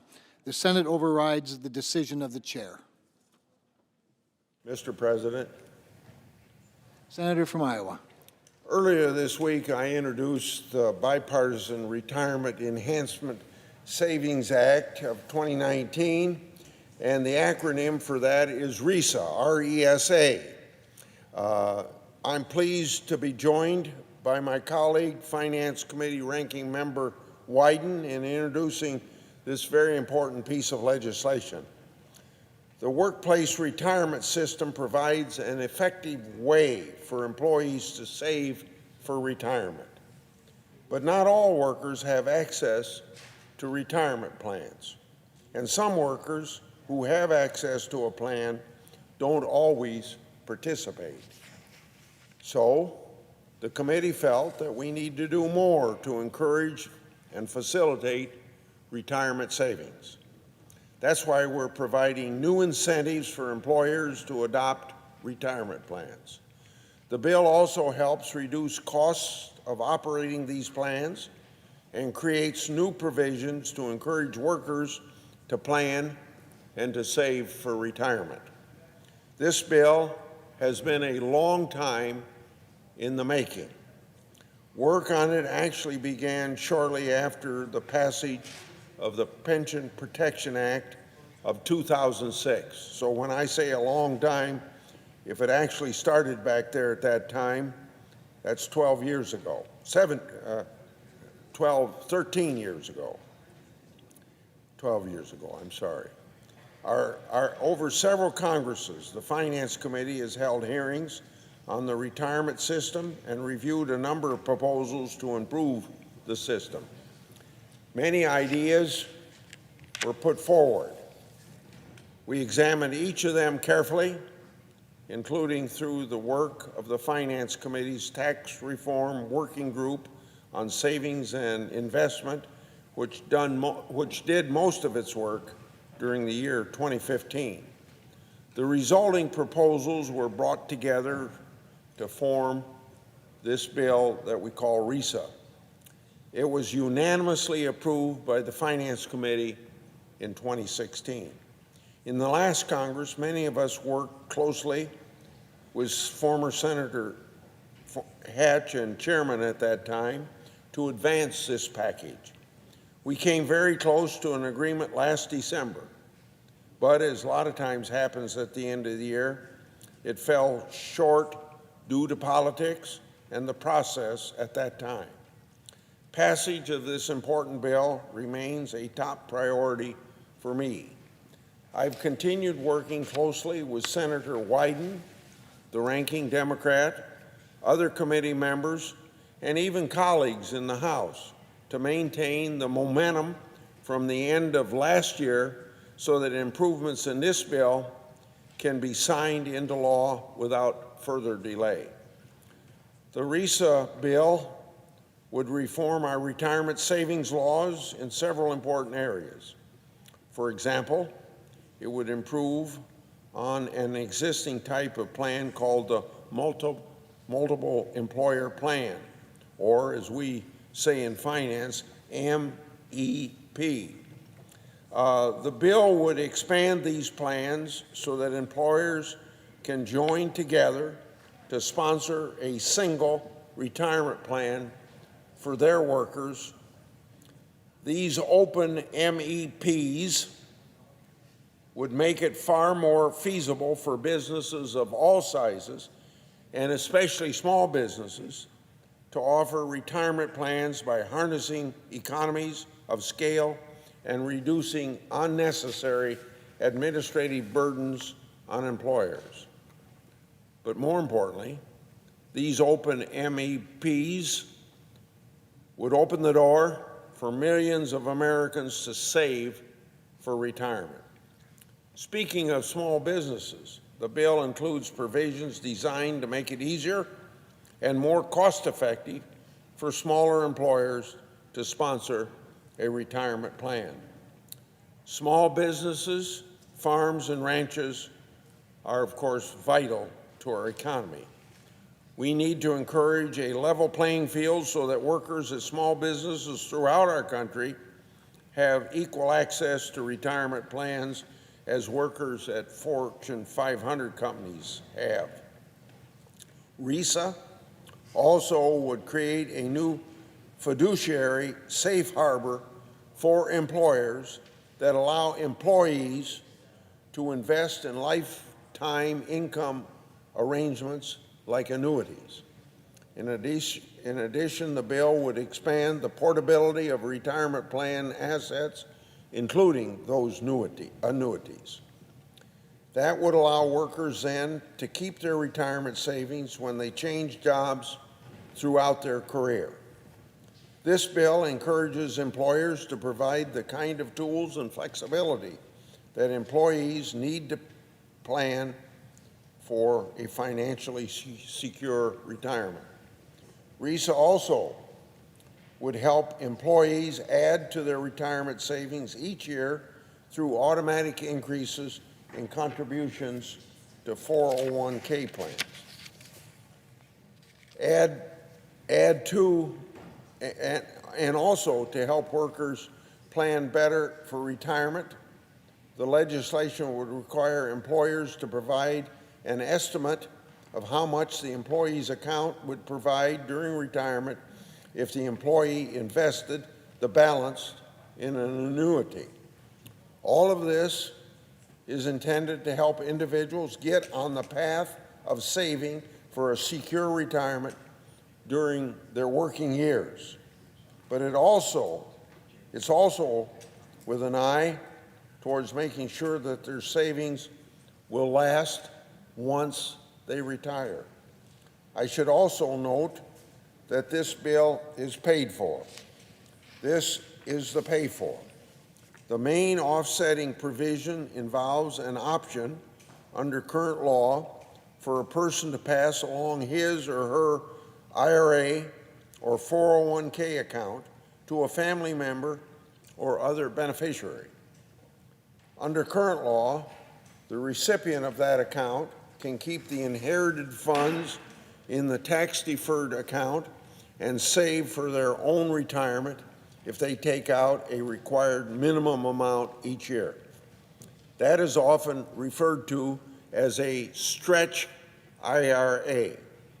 The bill maintains this savings option for people who inherit an IRA or retirement account, but it places a limit on how large an account can be inherited on a tax-protected basis. This is a common-sense approach to encourage the next generation to save for retirement while ensuring that the changes in this bill are fiscally responsible. Retirement security is a very important topic that is already getting a great deal of attention this year. The House Ways and Means Committee considered a retirement savings bill yesterday that is built on the provisions included in RISA. And I look forward to working with Chairman Neal of the House Ways and Means Committee to reconcile our bills and get a final package to the President's desk. So in closing, I want to sum by stressing that increasing long-term savings in America is critically important. We know that there are ways that we can improve our private retirement system to make it easier for Americans to save. The reforms in this bill represent a very important step forward in improving Americans' retirement security. I know that there are other members with additional ideas for improving retirement security. I want those members to know that regardless of this bill passing, we're ready to consider those proposals and advancing those that will build on RISA and help attain the goal of ensuring that all Americans achieve a security retirement. I yield the floor.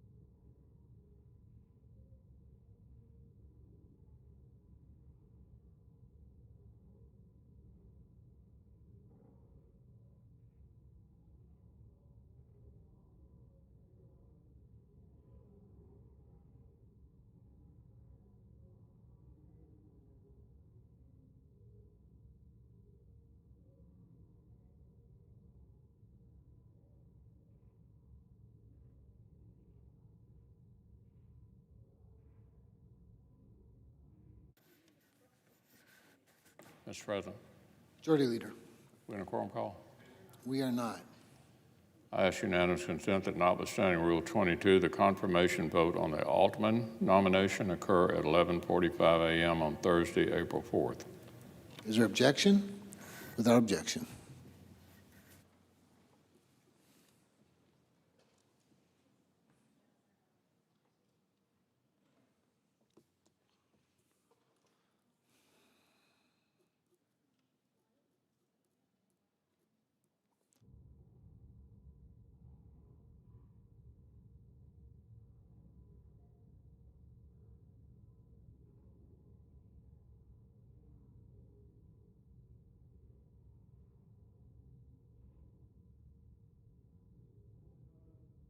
The senior senator from North Dakota. Thank you, Mr. President. I rise today to discuss why we needed to reform the confirmation process. It was absolutely necessary to ensure that the Senate is able to approve the President's nominees in a timely manner. Delays and obstruction have prevented qualified nominees from being confirmed. In fact, at the pace the Senate has been going, it would take more than 5 years to process the remaining nominees. Clearly, the process isn't working.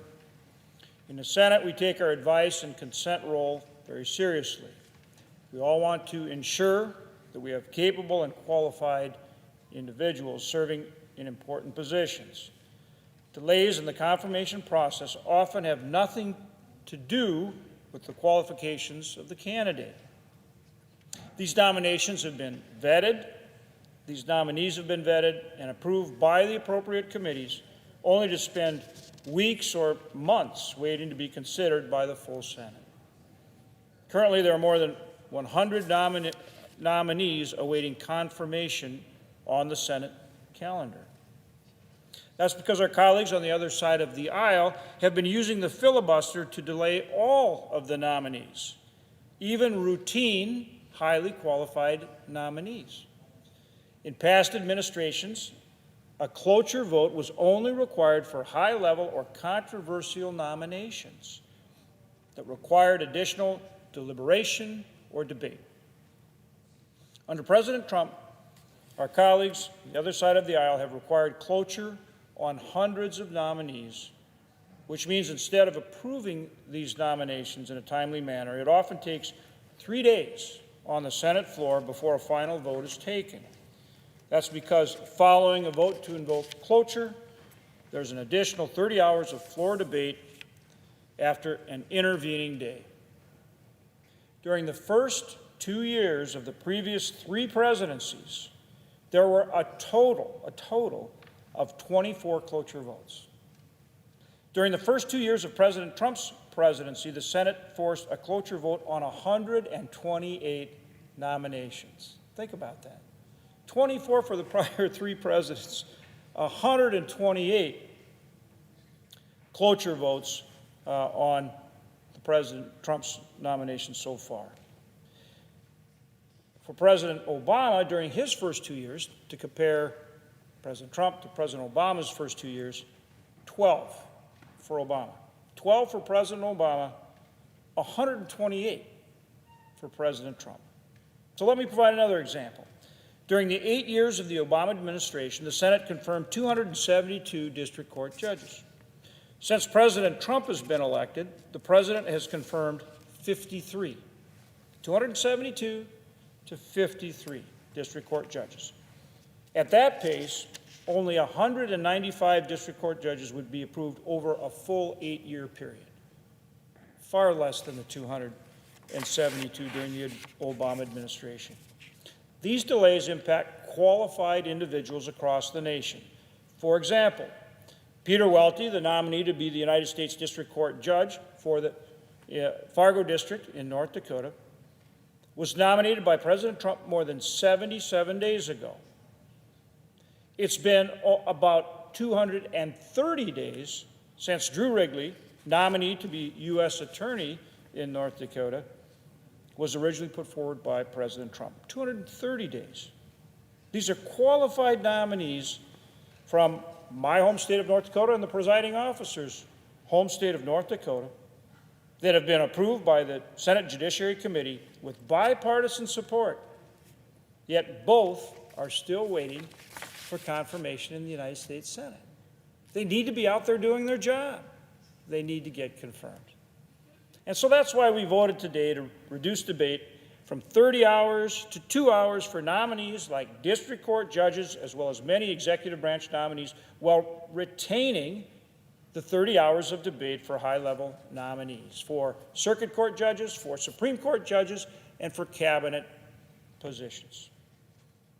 We did not change the confirmation for nominees to the highest levels of government, as I say, Supreme Court, Circuit Court, and for cabinet-level officials. But this reform does streamline the process for other important nominees that have languished on the Senate calendar for far too long. This is a common-sense reform to ensure that there is still debate on nominees while making the process more efficient and effective so that we can get qualified nominees confirmed and working for the American people, as is our job. With that, I yield the floor.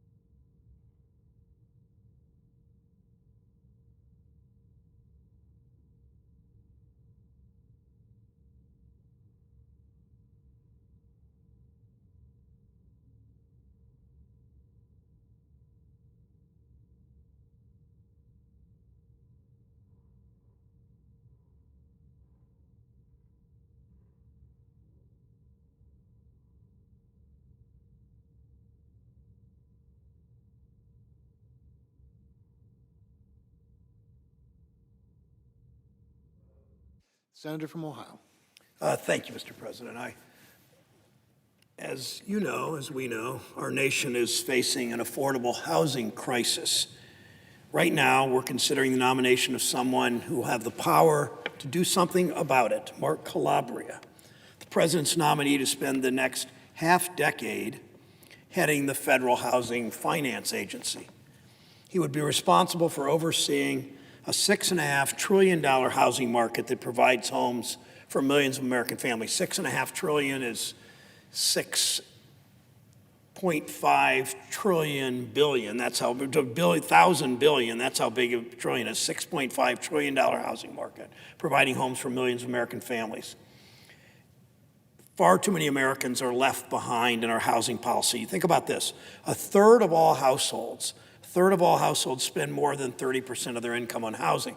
A number that's even more frightening is a third of American renters spend at least half their income on housing. A third of American renters spend half their income on housing. What does that mean? It means if one thing, it's not something people around here, frankly, think about very much, because people around here rarely, if you're a senator, if you're a congressman, if you're a woman, if you're some of the highly paid staff people, and many aren't, but if you're the chief of staff or the legislative director or if you're a staff director, you don't think about those things. But if you do what Lincoln used to say I need to go out and get my public opinion back, and you saw how people live, and you saw that if somebody's paying half their income in rent and their car breaks down and they don't have $600 to fix their car, and then what happens? They can't pay their rent, and something else happens, and they get evicted, and their whole life turns upside down.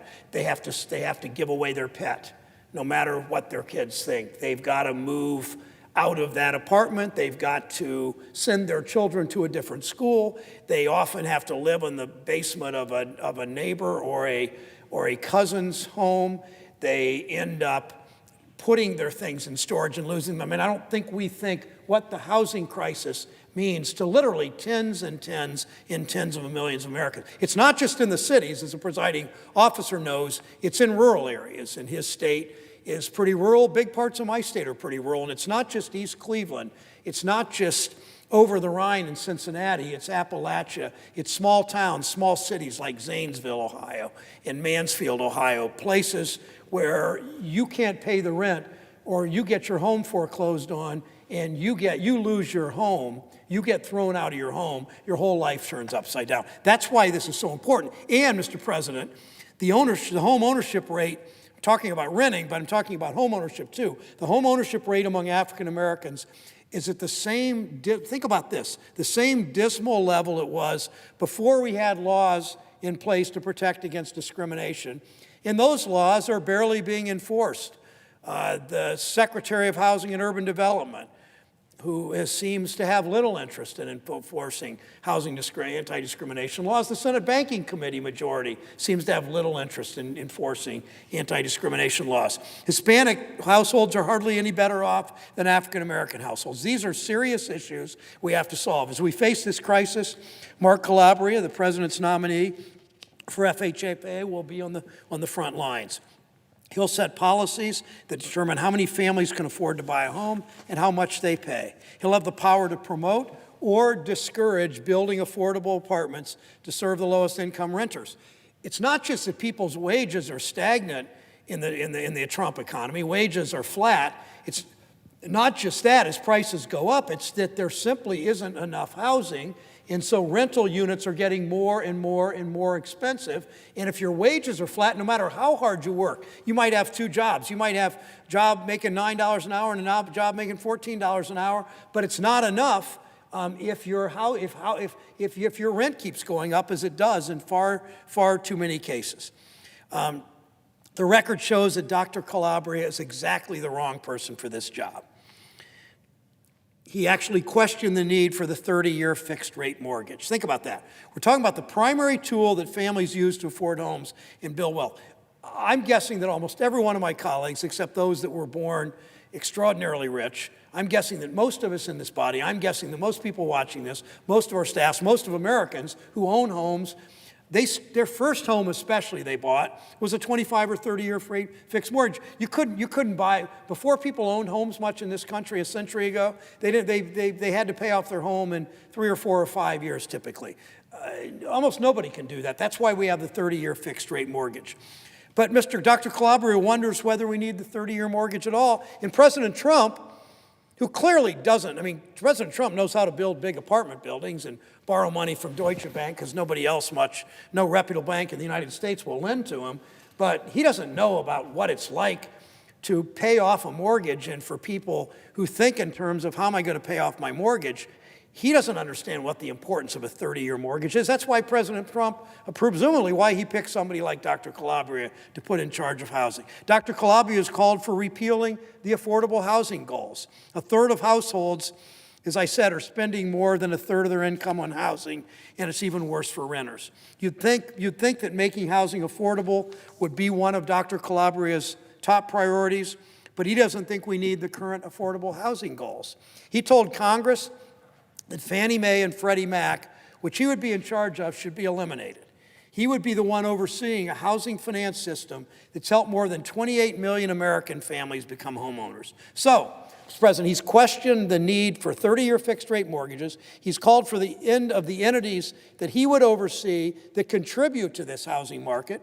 And it's pretty clear over his years of writing, it's pretty clear whose side he's on. During the financial crisis, when Wall Street wrecked the economy, when American communities were left to clean up the mess, Dr. Calabria, you know what he did? He blamed homeowners for this. He called homeowners who were underwater on their mortgage deadbeats.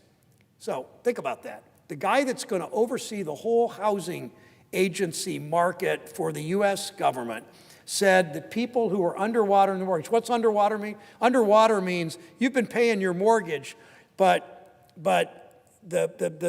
what you owe because of the drop, just because of the economy in your community, what you owe is more than what the house is worth. As the house becomes devalued because of the neighborhood, because of other foreclosures, because of other people being evicted, your home now is worth more, your home is worth less than what you owe the bank for your mortgage. That's called underwater. So Dr. Calabria called those people deadbeats. Think about that. He called those people that probably work every bit as hard as he does, Dr. Calabria, not to make it personal, or as hard as most of us in the Senate work. These are people that are working hard to try to get ahead. And Dr. Calabria calls them because of circumstances in this global economy where wages are flat, where the rich are getting richer, where most of America is treading water. He calls these people deadbeats for something they didn't even do. Anybody who doesn't think families will do everything they possibly can to stay in their homes has clearly never met someone who actually had their home foreclosed on. I've met those families. Mr. President, Connie and I, my wife and I, live in zip code 44105 in Cleveland, Ohio. That means nothing to anybody who's listening.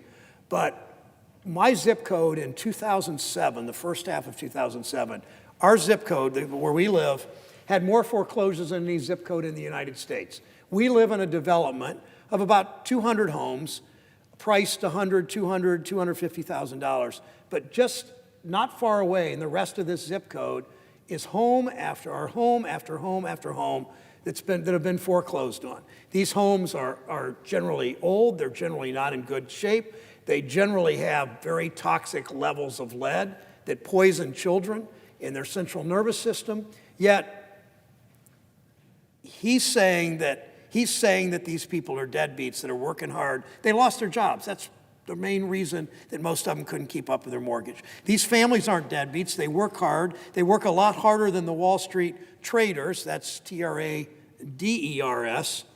perhaps, who are taking big risks with other people's money. Some Ohio's families were laid off. They tried to find new jobs.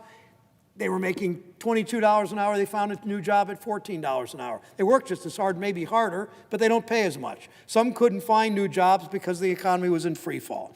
2010, 1 in 5 homeowners in Ohio was underwater in their mortgage. He calls them deadbeats.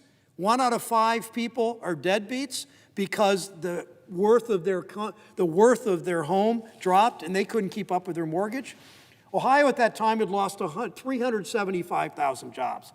That year, Dr. Calabria criticized one of the most important tools that states like Ohio had to try to help homeowners, the hardest hit fund. The hardest hit fund helped states like Ohio and Indiana and Arizona and Florida, helped us weather the crisis. The housing markets and the workers in those states were devastated. The hardest hit fund helped more than 25,000 struggling homeowners. Not enough, because the effort from the Senate wasn't enough, but it helped tear down thousands of blighted homes, it helped make neighborhoods safer, it helped them recover. Dr. Calabria said the hardest hit fund was, quote, just subsidizing states because their housing markets are getting more affordable. What kind of person thinks this way? What kind of person says these things? What kind of person is so hard-hearted that he or she would possibly take these positions if they know any of these people? Maybe he needs to go out and get to know some of these people. He said his solution, we asked his solution, he said we should just let prices fall. He would sit back, he would let homeowners suffer and communities suffer because of Wall Street greed. This is the man, the President of the United States, and apparently the majority leader of the Senate down the hall, this is the man that they want to lead, to oversee housing finance in this country. 100 blog posts and articles and papers. Dr. Calabria made his views clear. He said the goal of housing reform should actually be to shrink our mortgage market. We should eliminate the GSEs and Federal Housing Administration. So my colleagues who plan to support his nomination today, tomorrow, whenever the vote comes, should not act surprised if he raises costs for borrowers, if he makes more difficult to develop affordable housing, if he cuts off access to home ownership for American families. That's exactly what he's advocated his entire career. But this is a critical job. It's why nominees like this should be debated. Americans should have the chance to make their voices heard on a nominee like this who could make it harder for them to buy a home. Yet, my colleague down the hall, Senator McConnell, and it's the office 100 feet or so down the hall that you see, high-powered, expensive, suited, well-compensated lobbyists going in and out of all day, streaming in and out, writing tax bills and fighting for the oil companies and getting the pharmaceutical company, enriching the pharmaceutical companies, and all the kinds of things that lobbyists down the hall that work, I was going to say work for Senator McConnell. They don't actually work for Senator McConnell. They help Senator McConnell with all the things that part of his political organization is. But Senator McConnell, as a result, in order to help these special interests, is changing the rules. He's changing the Senate rules. It's not enough. It's not enough that Senator McConnell blocked a Supreme Court justice for over a year. It's not enough that Senator McConnell supports all the dark money in politics where billionaires can put money into political campaigns and nobody knows exactly where the money comes from. It's not enough that the Supreme Court is now controlled by the corporate elite in this country. It's not enough that the Senate's controlled by the corporate elite. It's not enough, Mr. President, that the White House looks like a retreat for Wall Street executives, except on the day when it looks like a retreat for oil company executives, except for the day it looks like a retreat for big drug companies. That's not enough for Senator McConnell. So what is he going to do? He's going to change the rules. He's going to give less time to debate nominees who will have immense power over people's lives. We talk about judges who serve lifetime appointments. We talk about the heads of agencies like the Consumer Protection Bureau that have the power to hold corporations accountable if they use it. And of course, we're talking about Dr. Calabria, who's supposed to make the housing market work for all Americans, yet who isn't sure we need the 30-year mortgage? Think about that. We shouldn't be rushing these people through. We need time for the people we serve to make their voices heard. I would hope my colleagues would agree that these nominees deserve thoughtful consideration. They deserve debates. They deserve somebody defending him coming to this Senate floor. One of my fellow Republicans from the Banking Committee, people whom I get along with well and personally like, let them make the case for Dr. Calabria. Let them answer, why is he not for a 30-year mortgage, for 30 years fixed mortgage? Why is he not for, why does he call people that are underwater in their mortgages deadbeats? Why is that? I would hope my colleagues would come to this floor and debate. I would hope that Senator McConnell would allow enough time to debate. I would hope my colleagues would reject Dr. Calabria's nomination and tell the president to send us a new nominee who will take the job of FHFA seriously and make it easier, not harder, for Americans to afford housing. I note the absence of a quorum. Clerk will call the roll. Mr. Alexander.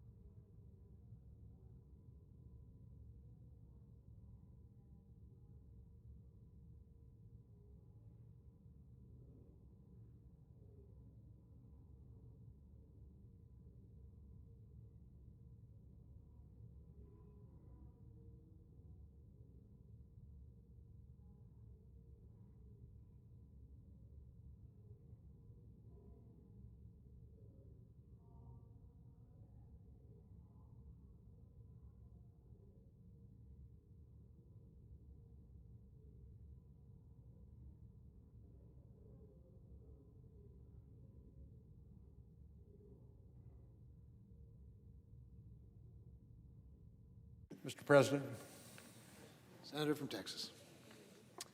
I'd ask unanimous consent that the quorum call be dispensed with. Without objection. Mr. President, I'd ask unanimous consent that the Senate proceed to legislative session for a period of morning business, with senators permitted to speak for up to 10 minutes each. Without objection. I further ask unanimous consent that when the Senate completes its business today, it adjourn until 11 a.m., Thursday, April the 4th.